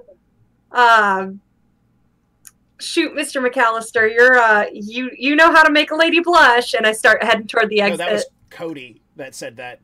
Oh, that was Cody? Yes. Oh, that's worse. Mr. McAllister wouldn't say that. Yeah, of course, yes, it is worse. Much worse. Cody, of course, McAllister's looking at Cody like, I could push you off this train. No one would know. But Cody's just like, I don't need no protecting except for my feelings for you. All right. Well, have a lovely night, Mr. McAllister. I don't even say anything to Cody. I just leave the room. Wow. Right, I know. It's just... All right, so you pace back and forth, quietly moving from train car to train car, contemplating, and just being part of the moment. Probably about three-ish, four-ish, in the morning. You were asked by Mr. McAllister or Mr. Lockett, who got up and he saw you wandering, to bring drinks, to bring a drink up to Mr. McAllister and some food because of the early morning run, as he was going to start getting stuff set up in the kitchen. So, hey, take this food up. I'm excited to just be of help, so I gladly run it. And when you're heading back to go find like Mr. Lockett, or just head back in that direction, and this is about 3:30 in the morning, maybe closer to 4, you get into the passenger car and all the kids are up. They're all sitting around. They have taken out their wooden blocks and pieces of luggage, and they have started like building like some sort of play set in the back end of the train car with blocks and luggage and whatnot. So they're just like moving people's luggage into like walls of their thing? Yep. But they're not opening the luggage, right? No, they're not. All right. You kids doing all right? You need anything? The boy you spoke earlier to, he says, we don't need you. I could punt you. How about you, honey? You need anything? You want a glass of water or anything? She looks to you and shakes her head. No, it's good. Make a cognition check. This shouldn't be too hard. We'll set it at a fair. Because it is late. See if you notice anything. Because kids are up at 3 a.m. in the morning. On a train. The Dodge. Oh, man. Nope. Needed a 5, you got a 4. All right. All right, kids. See ya. All the train occupant children, except for Miss Thompson's kids, are here. You also, so you dismiss them as they are having their early morning fun, and whatnot, and you begin heading back towards your car just to kind of meander around, maybe swing by the bar and get a drink to kind of freshen yourself up. And when you swing over by the bar, let's make another cognition check. I think he might be able to get the jump on you. Let's see. What's his? It's probably 2d4.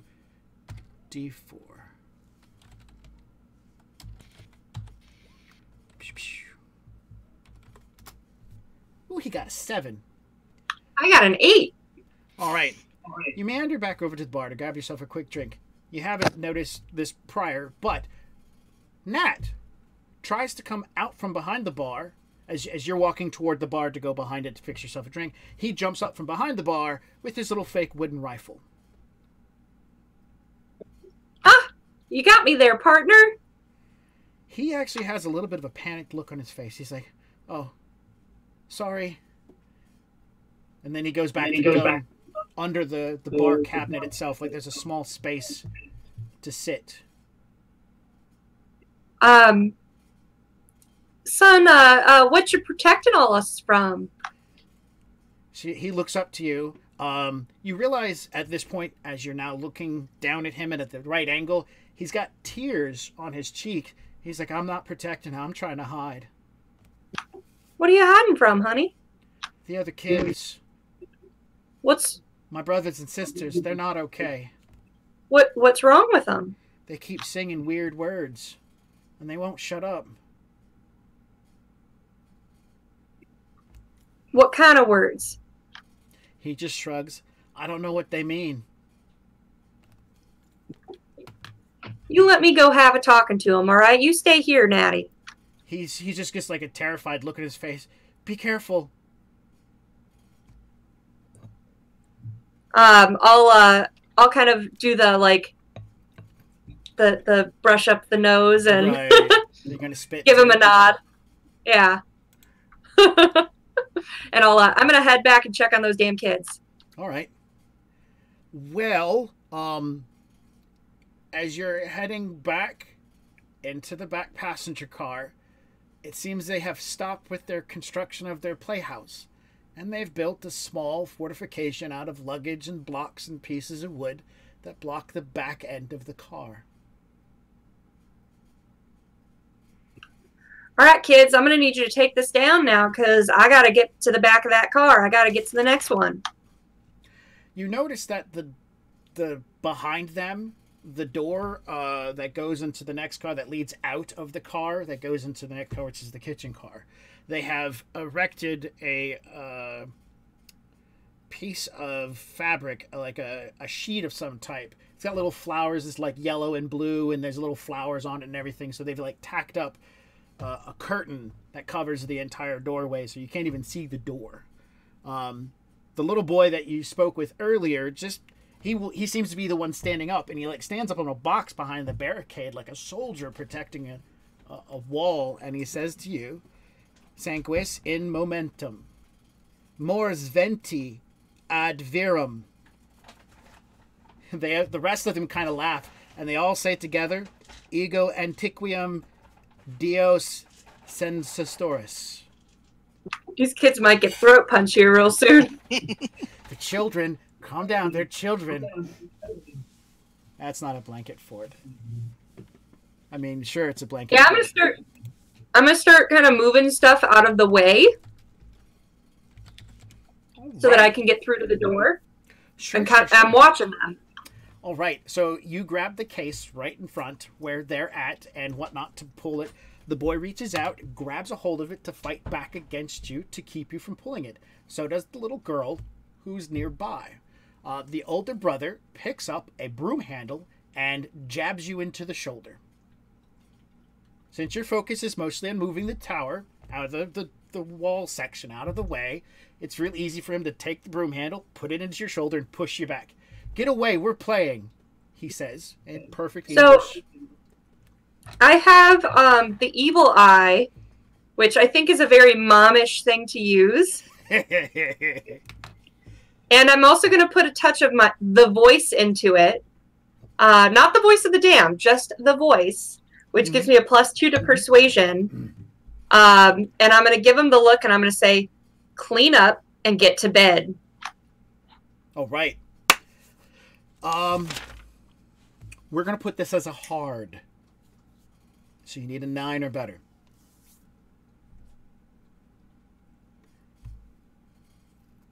Ooh. 22. Get your asses to bed. They fight with it almost as if some sort of a physical restraint is trying to keep them from getting past you and getting away. As you can see, they are struggling with something. Physically or mentally. It turns more into them like trying to like walk past and gotta get to, you know, and like the eldest boy has got the hardest time with it, while the younger kids quickly, you know, they disperse quickly, trying to run toward where their parents are at. One of the younger children, he's like the middle-aged boy. He doesn't really budge as much as the rest of them, like fighting-wise. He's walking past you and says, 40 days and 40 nights, your God made rain to make things right. It's like a little ditty, a rhyme almost. And then the other ones start picking up on it as they're trying to flee. He tried to kill all of man and all things that walk the land. He could not kill my master here. But he tried again. And they all stop and quietly say, out of fear. He sent an angel, and he stopped at this point in front of you, and he's looking up at you. This is the last boy. You can see that his hands are like grabbed a hold of the pew next to him, and he's trying to pull himself, but it's like his body is like lurching back so it can stay where he's at, looking up at you. Who cast out the darkness with his love. But in the morning, when the sun rose, the shadow cast a menacing pose. And then the child kind of like shakes for a moment, and you can see he's very scared. His eyes tear up, and he runs past you quickly. All right, I'm tearing this car apart to see if that goddamn stone is back on board. This car. Okay, got it. So where's the first place you're going to look? The fort. All right, you begin breaking the fort apart. All right, Father Cross, you're woken up by the sound of a calamity at this point in time. You were so asleep. You were so asleep. And then there was some noise, and then there's some talking, and maybe some shouting. You're starting to come Where'd all these suitcases come from? And now you hear boom, clatter, clatter, boom, boom. I'm sure you're not quiet about this at this point in time. No, because if that stone, like, I'm going to go ape shit if that stone is on this train. Considering what has happened before. All right, I get up and I start moving towards the back, and I draw my second peacemaker with my left hand. Okay, so you're like blinky-eyed, like, oh, what's going on? Got to get my gun out. Children shoot. Yeah, exactly. I'll explain to their mothers what happened. Okay, but no, with that amount of noise and the fact that no one is shouting for help, that means usually, we got someone trying to board the train without a ticket. All right, so you get up, you get out of your little sheet area, and you look down the center road to see Ann McDade throwing luggage around. That's the best description I got. Other adults are kind of waking up to the sound of it, like, what's going on? But you're the first to get up and move. Okay. And considering my past, my little bit of, mouth gets away from me before my brain can fully wake up. Lose a corset, Miss McDade? I look at, look back over my shoulder at the father and say, remember that big box? I think it's talking to people again and starting to control them too. There were kids that did a little devil hymn at me before I chased them off. So I think they're trying to protect that stone here. So I'm trying to find it, see if it's in here. I holster my revolver. What did they say? I'm moving forward about this point to start. They said something about your God sent the flood to try to get rid of evil and couldn't stop my master. I'm probably totally butchering this, but and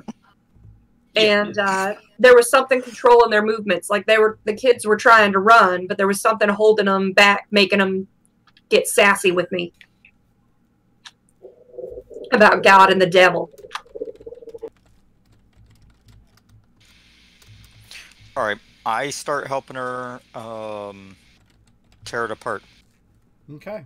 To look for this thing. All right. Well, cognition checks. Make what?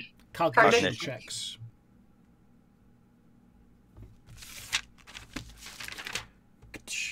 We'll put it at a fair. I'm not very good at cognition checks.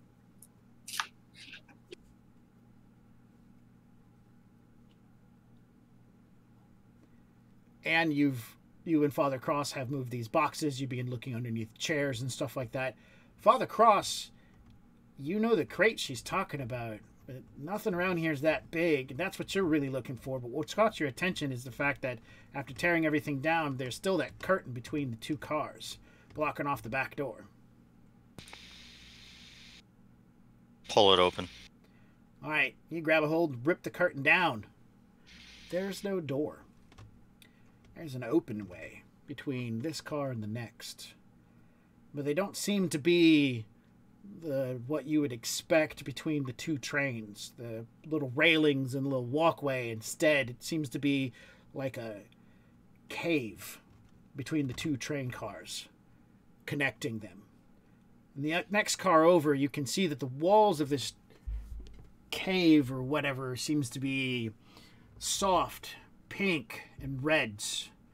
The floor melts away in some places, reappears in others, and you can see the Mr. Lockett standing at the stove not too far away, and he's cooking. And the train car looks a bit different. The light that comes out of it is red. Really, really red.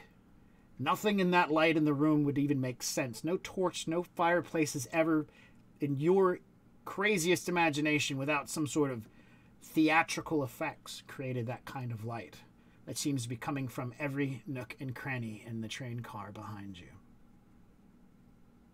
All right.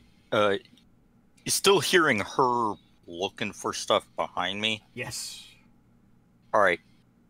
This will probably grab her attention too, but I say it in that tone that's the same as a fire and brimstone minister. Mm-hmm. I go, Mr. Lockett. Mr. Lockett turns to look at you. His eyes abnormally project a red, eerie light. Morning, Father Cross.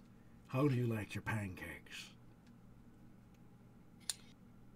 I think we need to talk. And I'm drawing my pistol once more. He smiles at you with pearly white teeth. Looks just like Mr. Lockett. The only difference is his eyes ebb out light. Now, Anne, as you've grabbed this case and you've slid it to one side and you're looking underneath this train car and he tears that curtain down, your guts begin rolling around. And it takes a moment before you can kind of like pay attention to anything other than your guts just twisting and turning. And when you do, you hear and see what exists between this train car and the one leading to the kitchen. Tomahawk's out.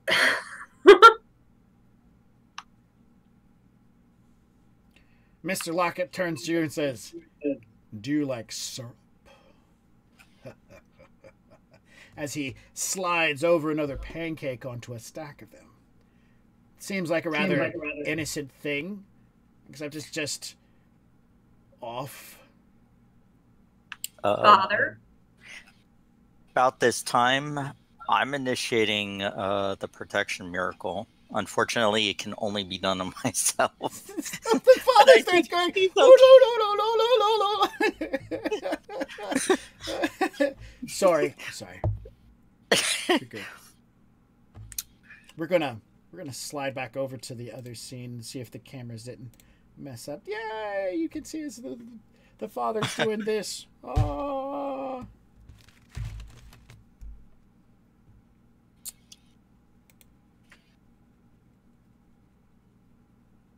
Do you need to do dice rolls, or do we just, I'm having to look it up, unfortunately. Okay. And you pulled out your tomahawks. The father's doing his, by the Father, the Son, the Holy Ghost. Holy shit. Actually, protection is actually pretty simple. Cool. All I have to do is make a faith check, and for the next round, I think he has to make a spirit check against my faith to be able to attack me. Okay. If Anne is not protected by it, but I can protect her indirectly by staying between him and her. Of course. because he's got. But with those tomahawks out, I don't think I. I don't know. He's got a spatula. Sweetie, don't worry about protecting me. Okay, so he's got to make a 16 spirit check just to attack me directly. Yeah, he's not even going to worry about rolling. Or do anything that would cause me any sort of harm. Physical, emotional, mental. Anything that So he can't emotionally harm you. He cannot be hostile towards me in any way. No, harm. He can't emotionally harm you. Be like, say something rude. Your hey, face Father is ugly. Cross. Hey, Father Cross, looking fat today. You can't do that. He's got to make a dice roll just to insult you. Okay, that's a cool power. I guess I'll roll so I can use my insults I wrote down. What I got to roll? Spirit. All right, so it's based off the thing's half spirit. So we will roll at that.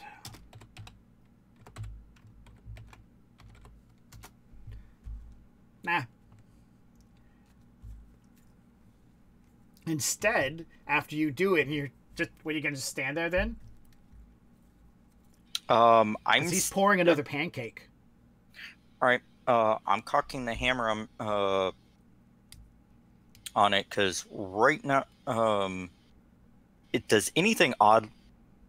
Is there anything odd about the pancakes? Because pretty much the walls, the ceiling, his eyes, that was the only unusual thing you described, right? That's right. The walls between, there's a tunnel between the car you're in and the kitchen car. And the inside lining of that tunnel is red and pinkish in nature and seems to be soft like cushiony material. You haven't touched it yet. It also seems to glisten slightly in that horrible red light. In the next car over, there is red light.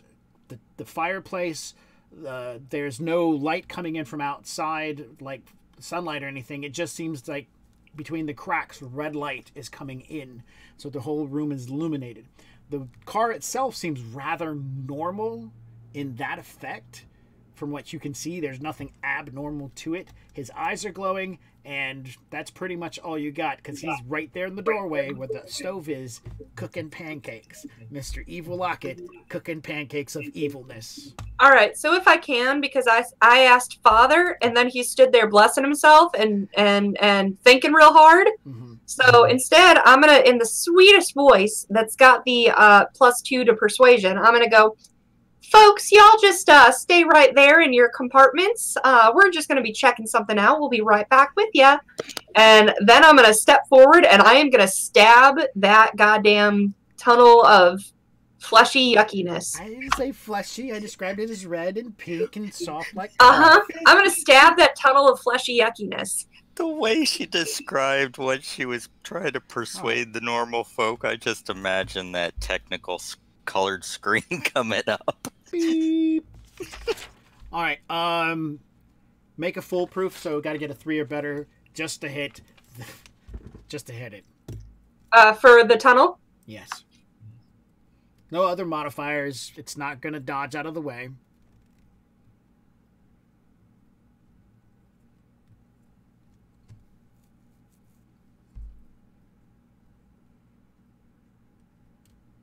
Excellent. Your tomahawk definitely hits it. I'm assuming you've got the ability to do quite a decent amount of damage to it. I mean, I hope so, because I got my 2d6 for the tomahawks, right? And then I got the my strength check. Yes.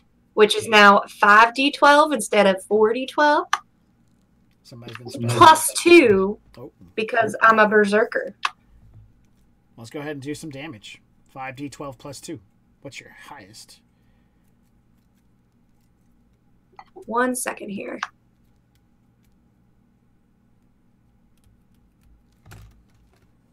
Trying to find that formula again. Got it.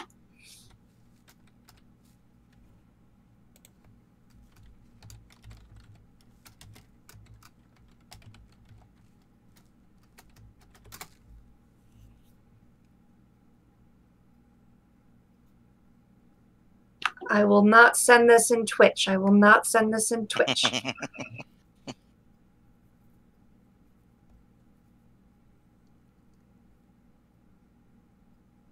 Excellent.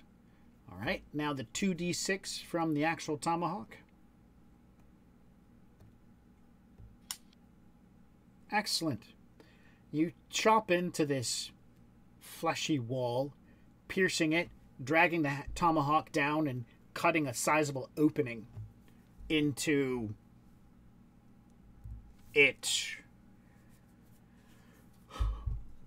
When you do, there's a lot of red light that seems to be on the other side.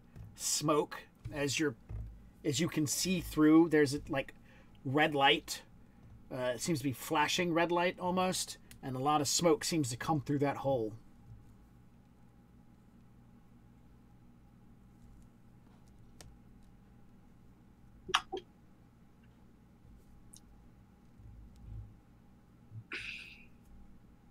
That wasn't expected.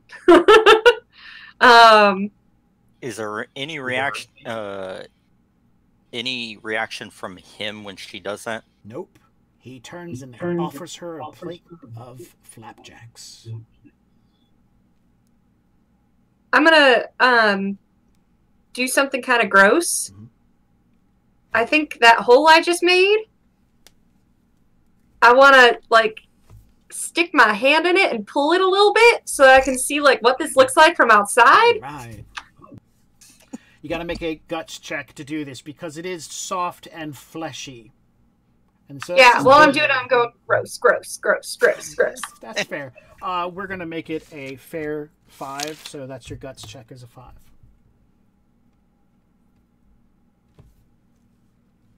Excellent.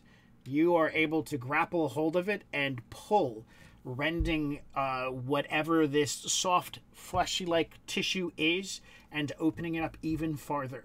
You can see bits and pieces of the train beyond the edge of this wall, this material, and you can see that from where you're at, now you've got blood on you. By the way, it's bleeding, and it's bleeding on you. I just stitched up this damn dress. Excuse me, Father. I don't know what to tell you. I think this is a self-inflicted wound at this point in time. You can see that there is some thing or way at which this tendril-like material, fleshy-like material is attached to the back end of the passenger car that Father Cross is currently in, which, by the way, you're not. You're not in any car. You're between the two cars. Just to make sure that you understand this. When you're looking outside of the car at this, you notice the car, the passenger car, the backside of it seems damaged, burnt, and definitely doesn't seem to click in your mind's eye to be what you would be expecting. When you see the kitchen car, the one that the Mr. Lockett is in, it is definitely different on the outside, and the outside is even different. What seems to be the normal wilderness of Arkansas you should be driving through. There are stones, burning trees, forests. The sounds of screams can be heard. Oh, we're in hell. I'm gonna poke my head back inside and be like, so, Father, any special requests that we can make to God? Because excuse me, I know I'm a lady, but we're right fucked. All right. After the realization of what you just gazed upon, and I'm giving you that moment of reprise to discuss with the Father, I need another guts check because of the realization of what you just interpreted. We're going to put that at a hard 9.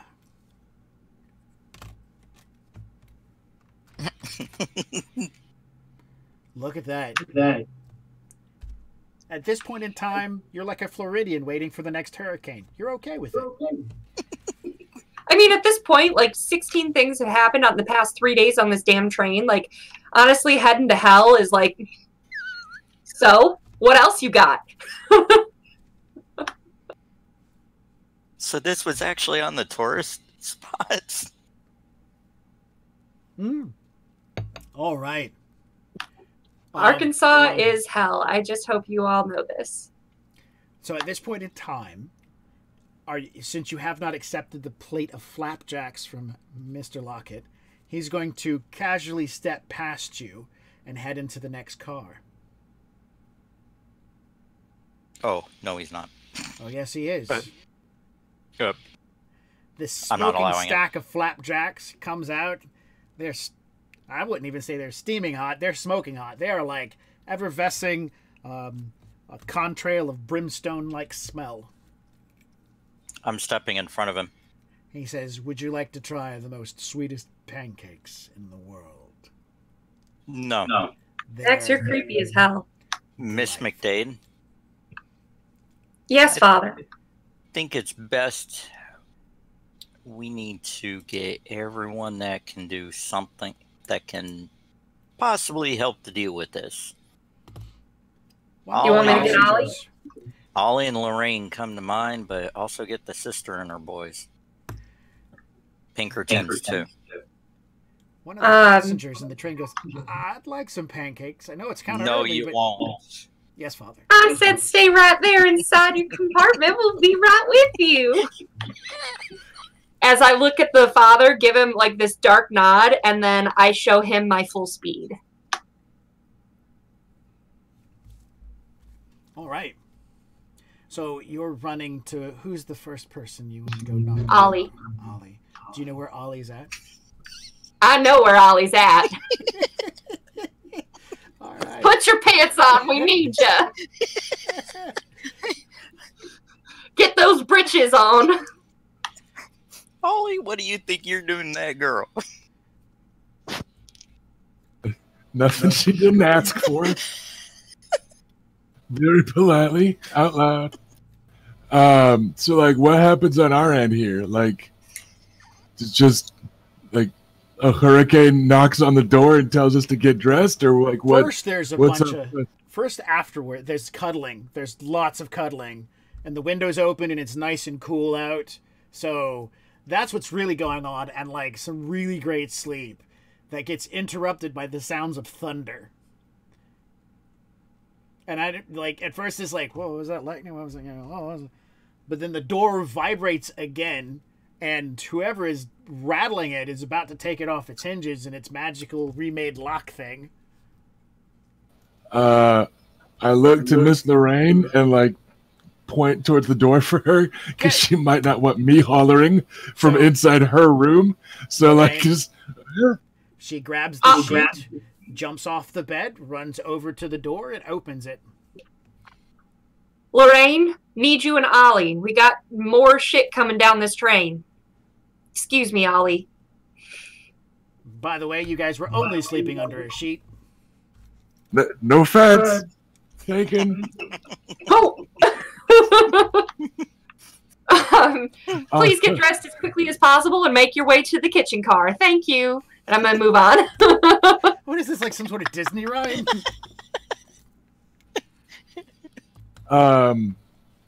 So what exactly was the instruction? It was like Authorized we need personnel only. like what was the exact thing that you said we needed? Shit's hitting the fan again, basically, and we need you at the kitchen car. Okay, so we did get instructions for kitchen car. And I'm gone. Heading to Ollie's folks.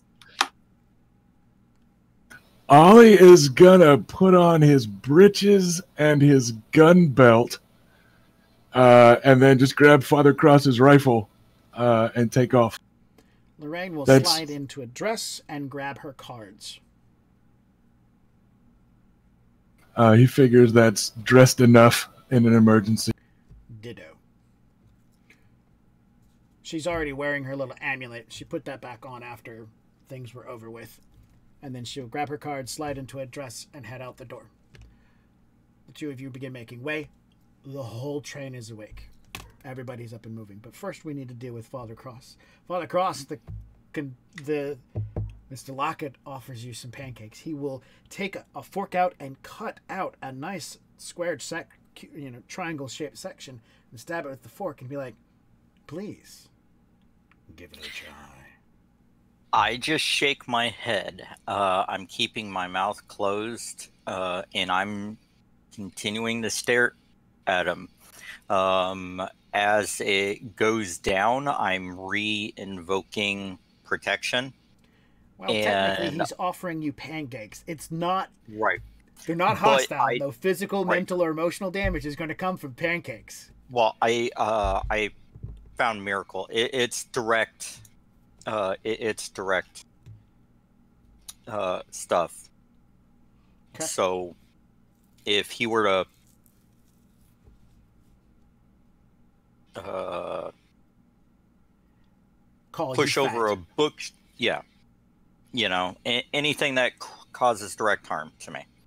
Right. So, but like if he tries, taxes. right, but if he tries to get around me, I'm stepping to keep in front of him, between him and the rest of the train.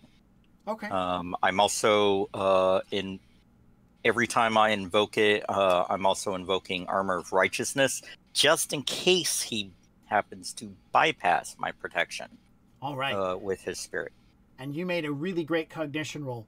What are you doing about the strange, weird aura of red light that's slowly creeping around the outside of the train? For the moment, it's not moving with him. It's moving past him. Blackening out the windows, shutting them if it needs to, covering them, and between the boards on the train itself begins to ebb in crimson light. The children behind you all begin to sing in chorus.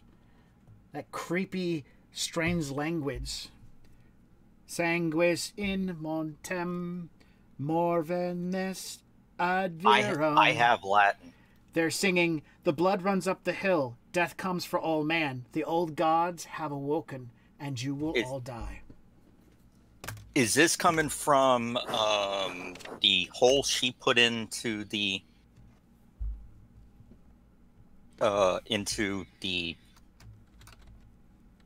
bits between the cars? What? No, the singing is coming from the children behind you. No, the aura. Oh, look at that! Yeah! Bam! By the way, I added some bits thing. It's really cool. You got to use that was me. That was you. I was it playing was with you. Thank you.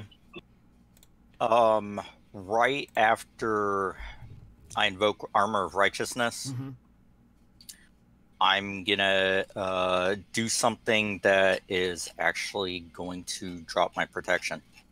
Oh no! Then you'll have to eat pancakes. No, actually, he's saying that as you're thinking about what to do. He's like, "Oh no! Now you're going to have to eat pancakes." I shove him hard. Oh no! All right, his strength versus yours. He's just a tiny little man. So mean to him. So mean to Mr. Lockett. He just wants to check your tickets and give you pancakes, and you're pushing him around. Yeah. Ooh, more cheers. Does this mean I get chips? Do you want a chip? Yeah. You just defeated the bot? Fuck yeah, you get 3 chips. You can put those 3 chips wherever you want. Everyone do bits. It's great. All right, 2d6, exclamation K1. Bam, there's his strength test, a whole whopping 8. Actually, we're going to put that at a 6. We're going to make it up a 7 because he's holding a plate of pancakes. He's really not focusing on standing up straight. He's going to be kicked on by a priest. Well, since I'm shoving him, can I actually make a brawling attack rather than a strength check? Sure.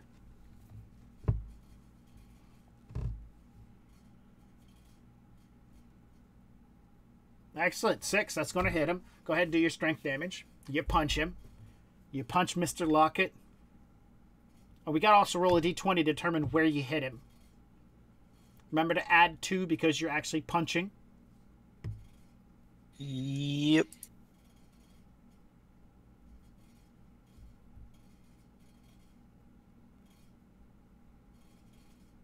Boom. Timing. A picture of Father Cross shows up. Mr. Pancake Hater.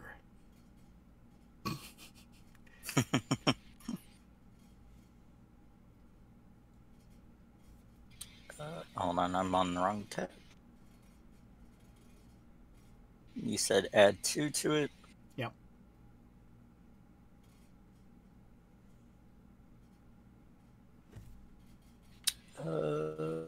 Let's see if I added the 2 in there. No, you're adding 2 for location because you're punching. You need to roll a d20, add 2.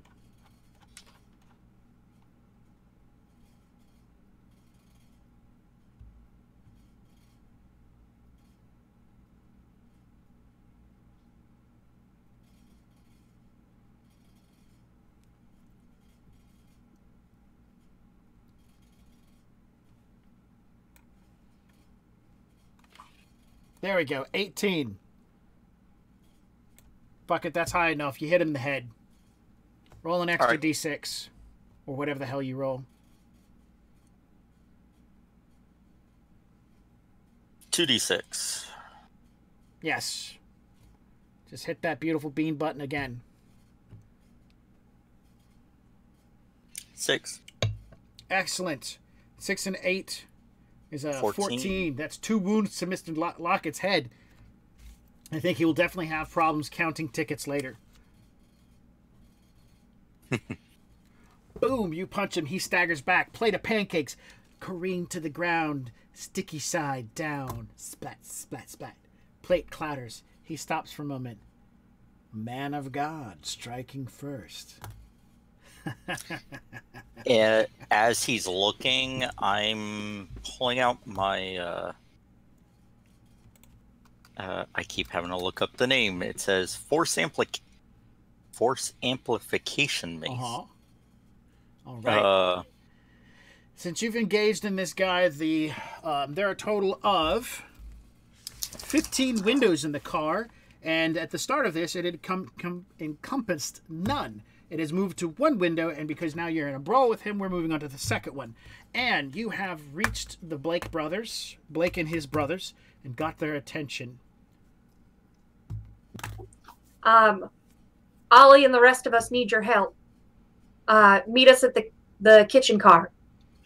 And I'll poke my head in just to say that.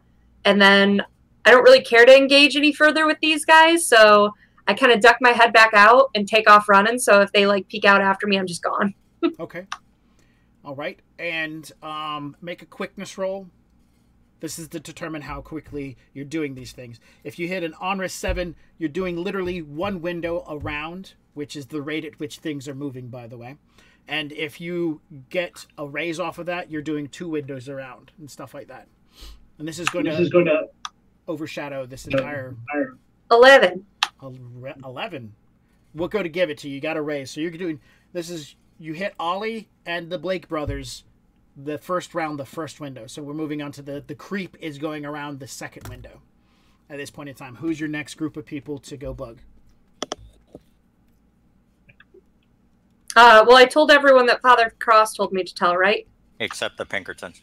Except the Pinkertons. There's also Malone, Vanderberg. Bixby knows. Bixby knows. Yeah, he's in the car. With all the crap that he's seen, you really don't want to tell him. But he's also in the car. I'll get the Pinkertons, but I'm not getting the banker because fuck him. Okay, got it. All right, so I'll go to the doctors and I'll do the same thing that I did for Ollie's folks. Stick my head in, get back out, and go. All right. I'm not inviting conversation. Sounds like a great thing. So I will allow you to do that and get back during the second window, at which point we have Father Cross, who has punched him, knocked him back, knocked the pancakes on the ground. Pancake-hating priest. And now he's kind of reeled back and be like, oh, the priest is struck first. And you were going to do some sort of energy-focused laser beam thing?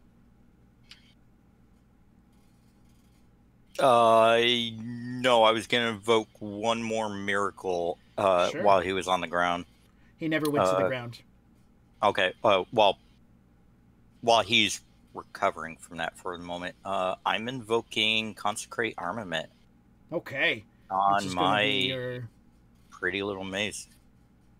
Your mace. Oh, you're pulling out your holy stick. Yeah. This is what he uses to discipline children at church. Nuns get rulers, priests get mace. Yep. All right. During the second window, you come dashing back. At this point in time, a gentleman is stepping out from the kitchen car. He is a bit of a taller gentleman in a button-up shirt. He's got a cowboy hat in his hand, and he's kind of looking at you guys. And at first glance, and you don't recognize him. Father Cross, you're focused in on the pancake man, Mr. Lockett. This tall cowboy steps into the entranceway. He kind of looks at the lot of you, and you realize it's Mr. Thompson. Oh, hell no. And he's like, Danielle? And he's looking around, confused. His eyes, as well, glow bright red. Anybody seen my wife? Oh, that's not good. All right. As I get back, can I grab that sheet and hold it up, but move kind of backwards through the car and be like, all right, everyone, you are moving one car back for the remainder of this journey, so I need everyone to get there. But I'm like blocking their view and ushering them out of the car, like back away from the kitchen car. I'm going to allow you to get the sheet and hold it up and start giving the commands, but we haven't started migrating people just yet. Okay. But at the finishing of this point, Arnold steps up to the conductor, looks past. Hey, anybody seen my wife, Danielle? Danielle? And he yells out. When he speaks, Ollie, you've got your pants on, you're hustling, and you hear a voice that comes through the car, like when Miss McDade sings, and you hear, Danielle, where you at, honey? You hear it. You can definitely tell that everybody else around you heard it, and it doesn't seem to be traveling like a normal voice. All right. So, Ollie, your turn. Yeah. Ollie kind of has no idea what the hell to do right now. He's gonna keep that rifle, like, at the ready, but, like, nobody seems to be threatening him or anyone else right this second. Pancakes have perished. Let's not forget about those. So, I'm a yeah. waffle man. Ollie kind of doesn't have anybody's lead to follow right now. All he knows is something is up, and he's not real sure what to do.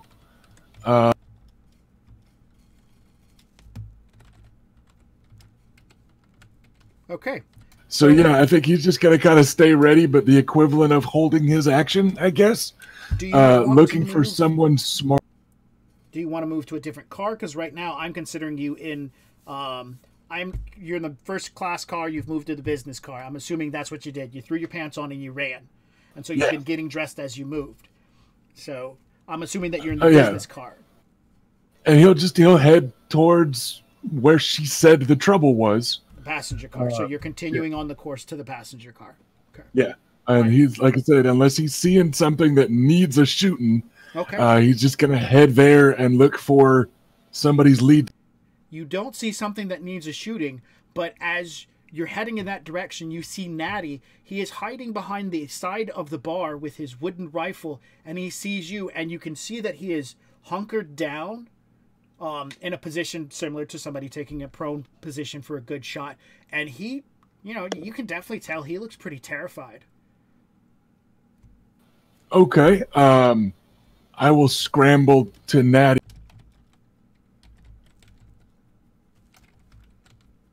He will, as you get closer, he's like, the kids, the other kids, they gone all weird. They gone all weird, Ollie. And he'll be kind of down on one knee, shamelessly just kind of scramble down to where he is and like looking around like, what do you mean? And where are they at? And he points because now they're being ushered out of the car. They're coming this way. They were talking in a weird language. They beat me up. They threw me out of the car. They wouldn't let me play their games. They woke up early. They were building things. I'm scared, Ollie. I'm scared. And the level of scared is pretty evident when you realize he's pissed himself. Like, he's terrified. Because, I mean, it's just you're paying attention to everything that's going on, and you realize that, and he's just trembling. All right, buddy. You stay here. You keep an eye out, okay? Let's just stay put. Keep an eye out for them kids. I'm going to go see what's going on right now. Someone's yelling, keep them moving. Get them into the other car. Get everybody moving. And the kids seem to be leading the herd. And they're walking in that creepy mid-'80s horror film style where they're all walking single file into this car together. Walking like they're walking on a balance beam, moving into a new place.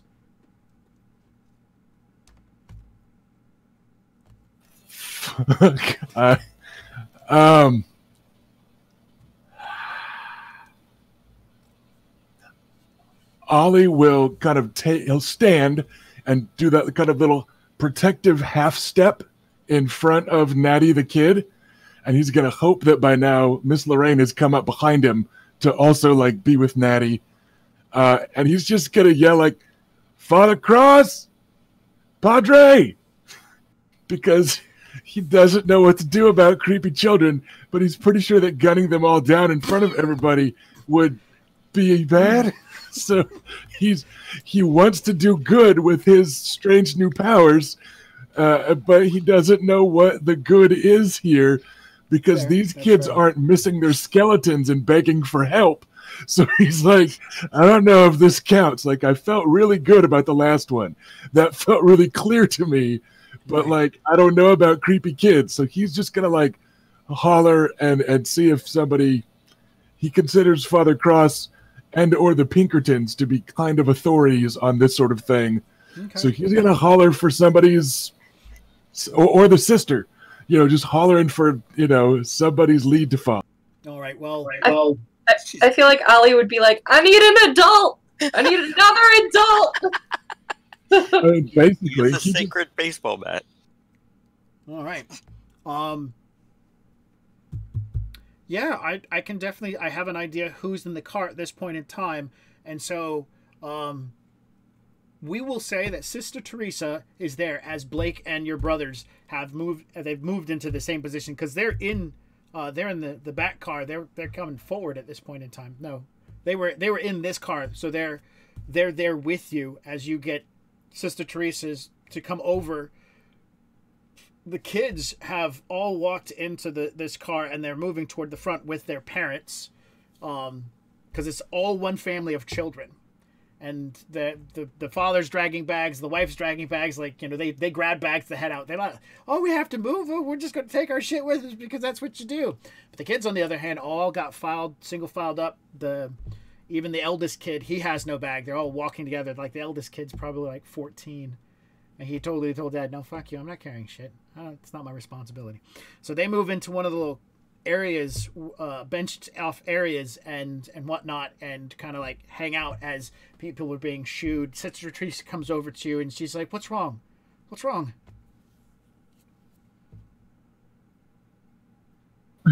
I don't know how to answer that question.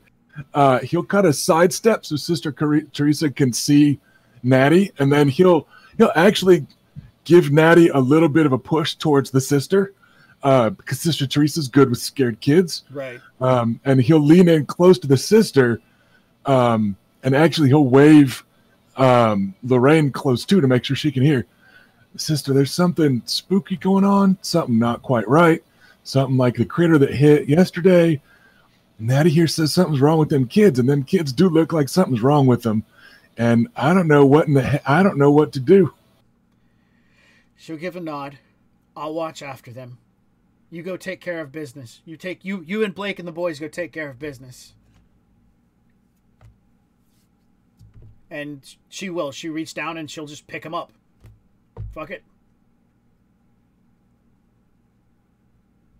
All right.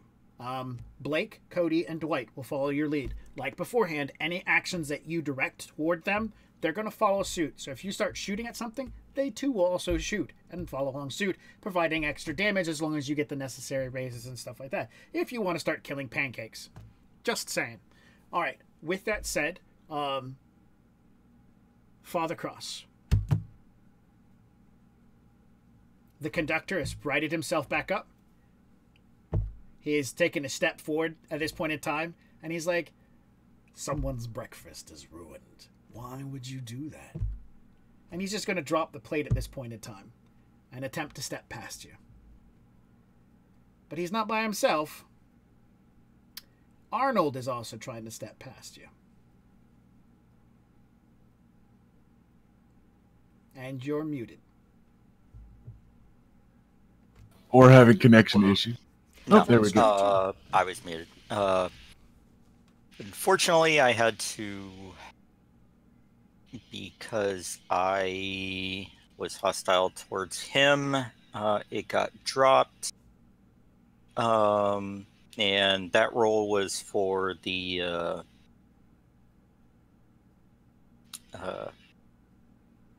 consecrate armaments. Mm-hmm.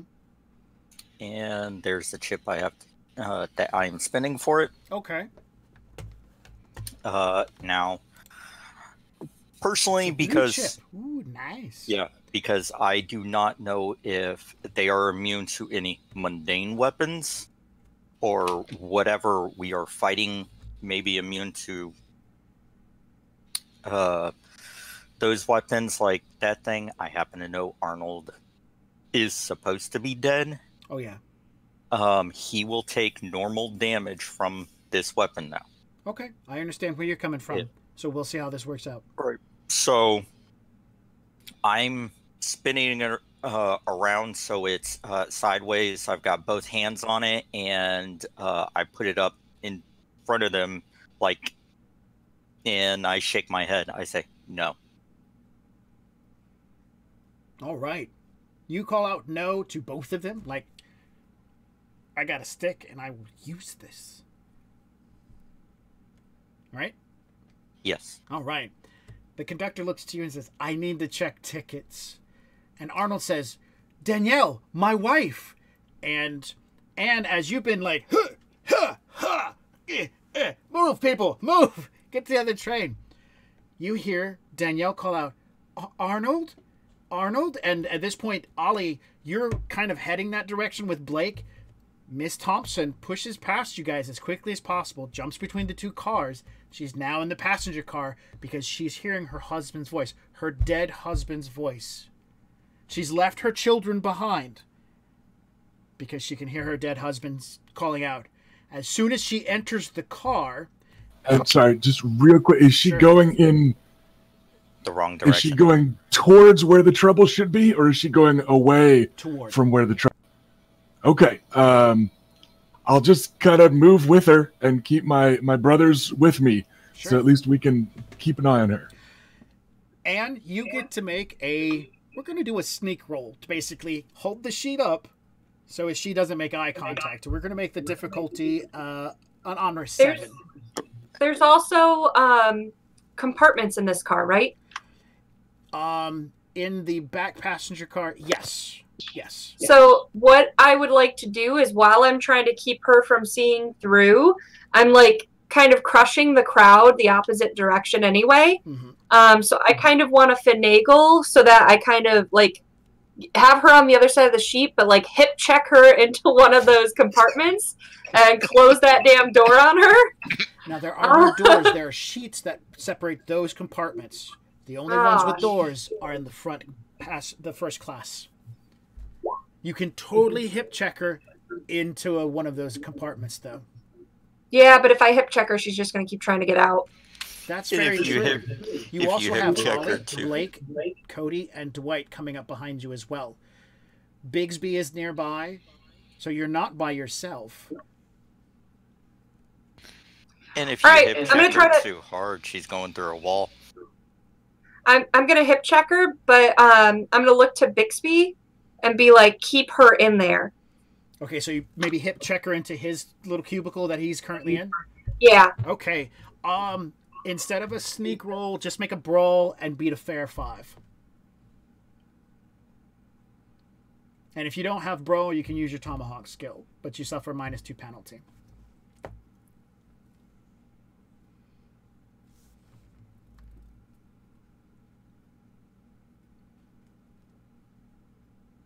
What's that under? Deafness. Yeah. Yeah, I don't have brawling, so I'll use my throw-in. Your Tomahawk. And then I'm fighting at a skill. Right, minus- Tomahawk. Oh, fighting is under nimbleness. Yep, that's right. All right, so I'll take away my +2. All right. You hip check her into the bin, the little area with Bigsby. He grabs a hold of her and tells her to be quiet. Ollie, you've moved in. You've seen this going on. You're helping people get out of the way. This is now the second window is over. We're moving on to the third window. Out of 15 people, so there's a lot of windows, as this red light is blocking out, shutting windows along the side of the car. The light is coming through the walls, the ceiling, and the floorboards, between the boards themselves. And it flickers a lot, so the back end of the train car is becoming red. The beginning of the third round, or the third window, Arnold grabs the sheet and rips it. Not because he's able to tear it out of your hands, but because the fabric is weak, he's going to be able to rip it. And he's right in front of you, and he goes, "Where's my wife?" That's where we're going to start with. Father Cross is about 2 to 3 feet behind Arnold, because Arnold has stepped around him. You can try all you want, but there's no way you're going to block both of them. The conductor, on the other hand, is quite happy to be blocked by the priest who decided to decimate his pancake stack. He's still trying to rationale with you as you've got to stick out like he's moved to one side. So as you shifted to go after the priest, after the conductor, Arnold was able to step around because he's taller and lankier. You can try to swing at him if you want, but you'll be taking your eyes off the conductor. You make that choice. All right. We're going to start with Father Cross. All right.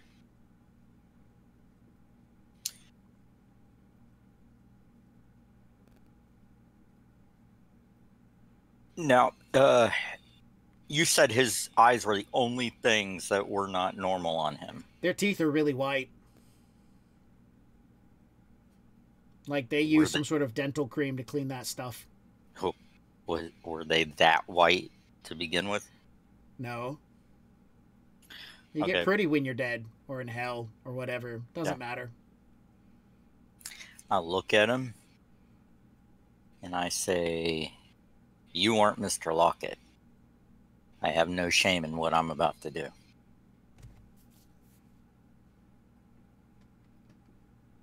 All right, so what's your action?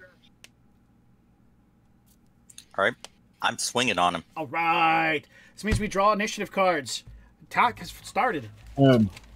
Actually, real quick, we are supposed to wrap up at like 6. Could we start with the fight next scene instead of like trying to kick it off this time? I don't want to be a party pooper, but You're right. it is you're right. about quitting. It's quitting time. Oh, so it's the initiative at the beginning of the next show. Man, hell's creeping up on this train. Bixby's trying to keep Mrs. Thompson from making a mistake. Arnold's come back to life.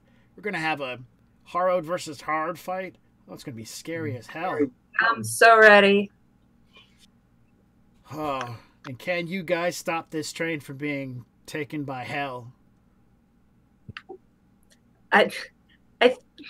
This train has been doomed since it left. I don't even remember what we came from anymore. It was too long ago. Episode 1. We came from episode 1. Yeah. He's not laughing because it's funny. He's laughing because he's scared. No, I'm laughing because it's true. All right. Some really amazing role-playing happened. A lot of the session was about It was role-playing. I had a lot of fun. I definitely believe you guys deserve the 5 bounty that is awardable by the mechanisms of the game, but I don't think it's enough, so I'm going to give you guys 6 because we're about to enter into one of the largest fights of the game. And so we're definitely going to go from there. 6 bounty. I should write that down in my little notes. Man, you guys had fun. Did you guys have fun? Because I had fun. I should say that. Yeah, I've been enjoying every minute of this. Yeah, this has been a lot of fun. Heck yeah, man. Cool. All right. So now we do our ending credits stuff where we talk a whole bunch, like Dr. Walters. Who wants to go first? All right, guys. I've got a lot going on. Catch twitch.tv/Master of Rem for a lot of new streams that we're doing. So we just started yesterday our D&D episodical series, which is 2-hour mini sessions of D&D campaigns, starting with the starter set. And we'll have a rotating cast for each adventure. So that's a nice digestible way to get into Dungeons & Dragons if you haven't already.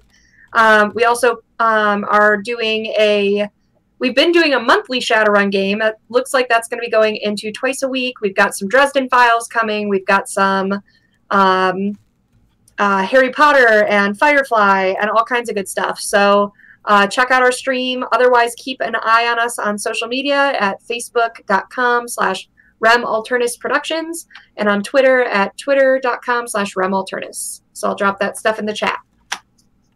Woot. All right, Rusty's turn. Same old, same old. You should totally be watching me game every single stinking Sunday. I'm right here on Twitch on the Shadowcasters Network.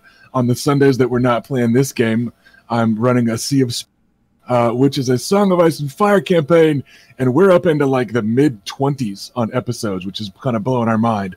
So we got that going on. I'm in a couple Shadowrun games. One of them is Shadowrun Origins, where we're doing old school adventures that we're reskinning for the new edition. I'll toss up a link to that too. I'm in an Earth Dawn podcast. I'll toss up that link also. Basically, where I'm going with this is I'm a giant fucking nerd. And whatever game you want to watch, I might have a link for you. Excellent. And we love the fact that you're a giant fucking nerd because the rest of us are a bunch of giant fucking nerds too. Original box set right now, we're doing two things. We're doing Deadlands. Here's our link. That's to our website. You can go there. We have a calendar. It's a Google Calendar. Click on it, and it will add it to your Google Calendar. I actually put it up there last time, and I'll be putting the next show for this one up there as well, so keep a track of it. We normally don't post our Star Wars games. Those kind of happen, and we know about them generally like in a few days in advance. And so check us out for our Star Wars. We're having some fun with it. It's a at home, at the table, fun game. Let's see, what else do we got going on? We got a Discord, so if you guys like to hang out and talk and just meet other people that are similar to yourself. Is this the button? This is the button. And you want to be like, oh, hey, these guys are cool. Let's hang out and talk to these people about stuff. Yeah, let's do that. Yeah, okay, let's do that. There's a link to that kind of thing right there. Come in, say hi, and we talk about stuff. We got a lot of people who hang out. It's a decent amount of fun. We do some jokes. And if we do a casting call or we're looking for extra players, that's the first place we go when we dig for extra players. So yeah, if you see an opportunity for a game, it might be there. Also, Max, you had mentioned that we're wrapping up on Deadlands here, right? At some point soon, the train ride will be over. Yes. So we have been talking in the background for the show that we're going to be bringing Deadlands to a close for the season. This is like an episode, a season. Season? Yeah, it kind of feels like a season. It should be about 11 episodes, so the next one might be the last one. It should be, unless something weird happens and suddenly the story has to keep going for number 12. We'll see. Weird in Deadlands? Nah. When that wraps up, we'll have an opportunity for an opening, and we can definitely be talking about what happens next. When the next Deadlands show picks up and moves on. Do we stick with just Ollie? Do we follow Anne as she struggles with what happens with realization of being, harrowed in this world? And does Father Cross ever figure out what the meaning of life is and why he hates pancakes? So, definitely hang out and chat with us and see what's going on about that. Bam. The last thing I could definitely mention would be my wife's soap. My wife runs a company called Pure Alchemy. She sells soap on Etsy. Definitely check it out. She also has hand sanitizer. It's pretty cool stuff. It's D&D themed. Plug for my wife's business. Bam, right there. Go check it out. Everybody needs soap, especially this day and age. Soap is good. Soap instead of hand sanitizer. Hand sanitizer if you can't get to soap and water. Thank you guys so much. Yeah, thanks guys for hanging out with us. This has been a fun night. Wow. Like Rusty blew me away with that comment about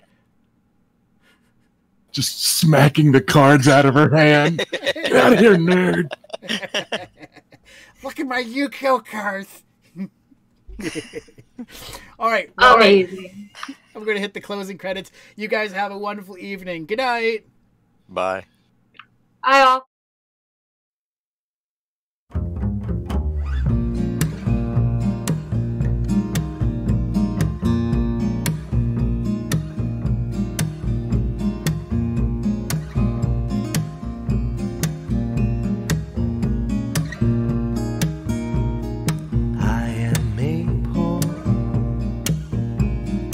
Wayfaring stranger, traveling through this world of war. There is no sickness, toil nor danger in that bright land to which I go. I'm going there to see my mother.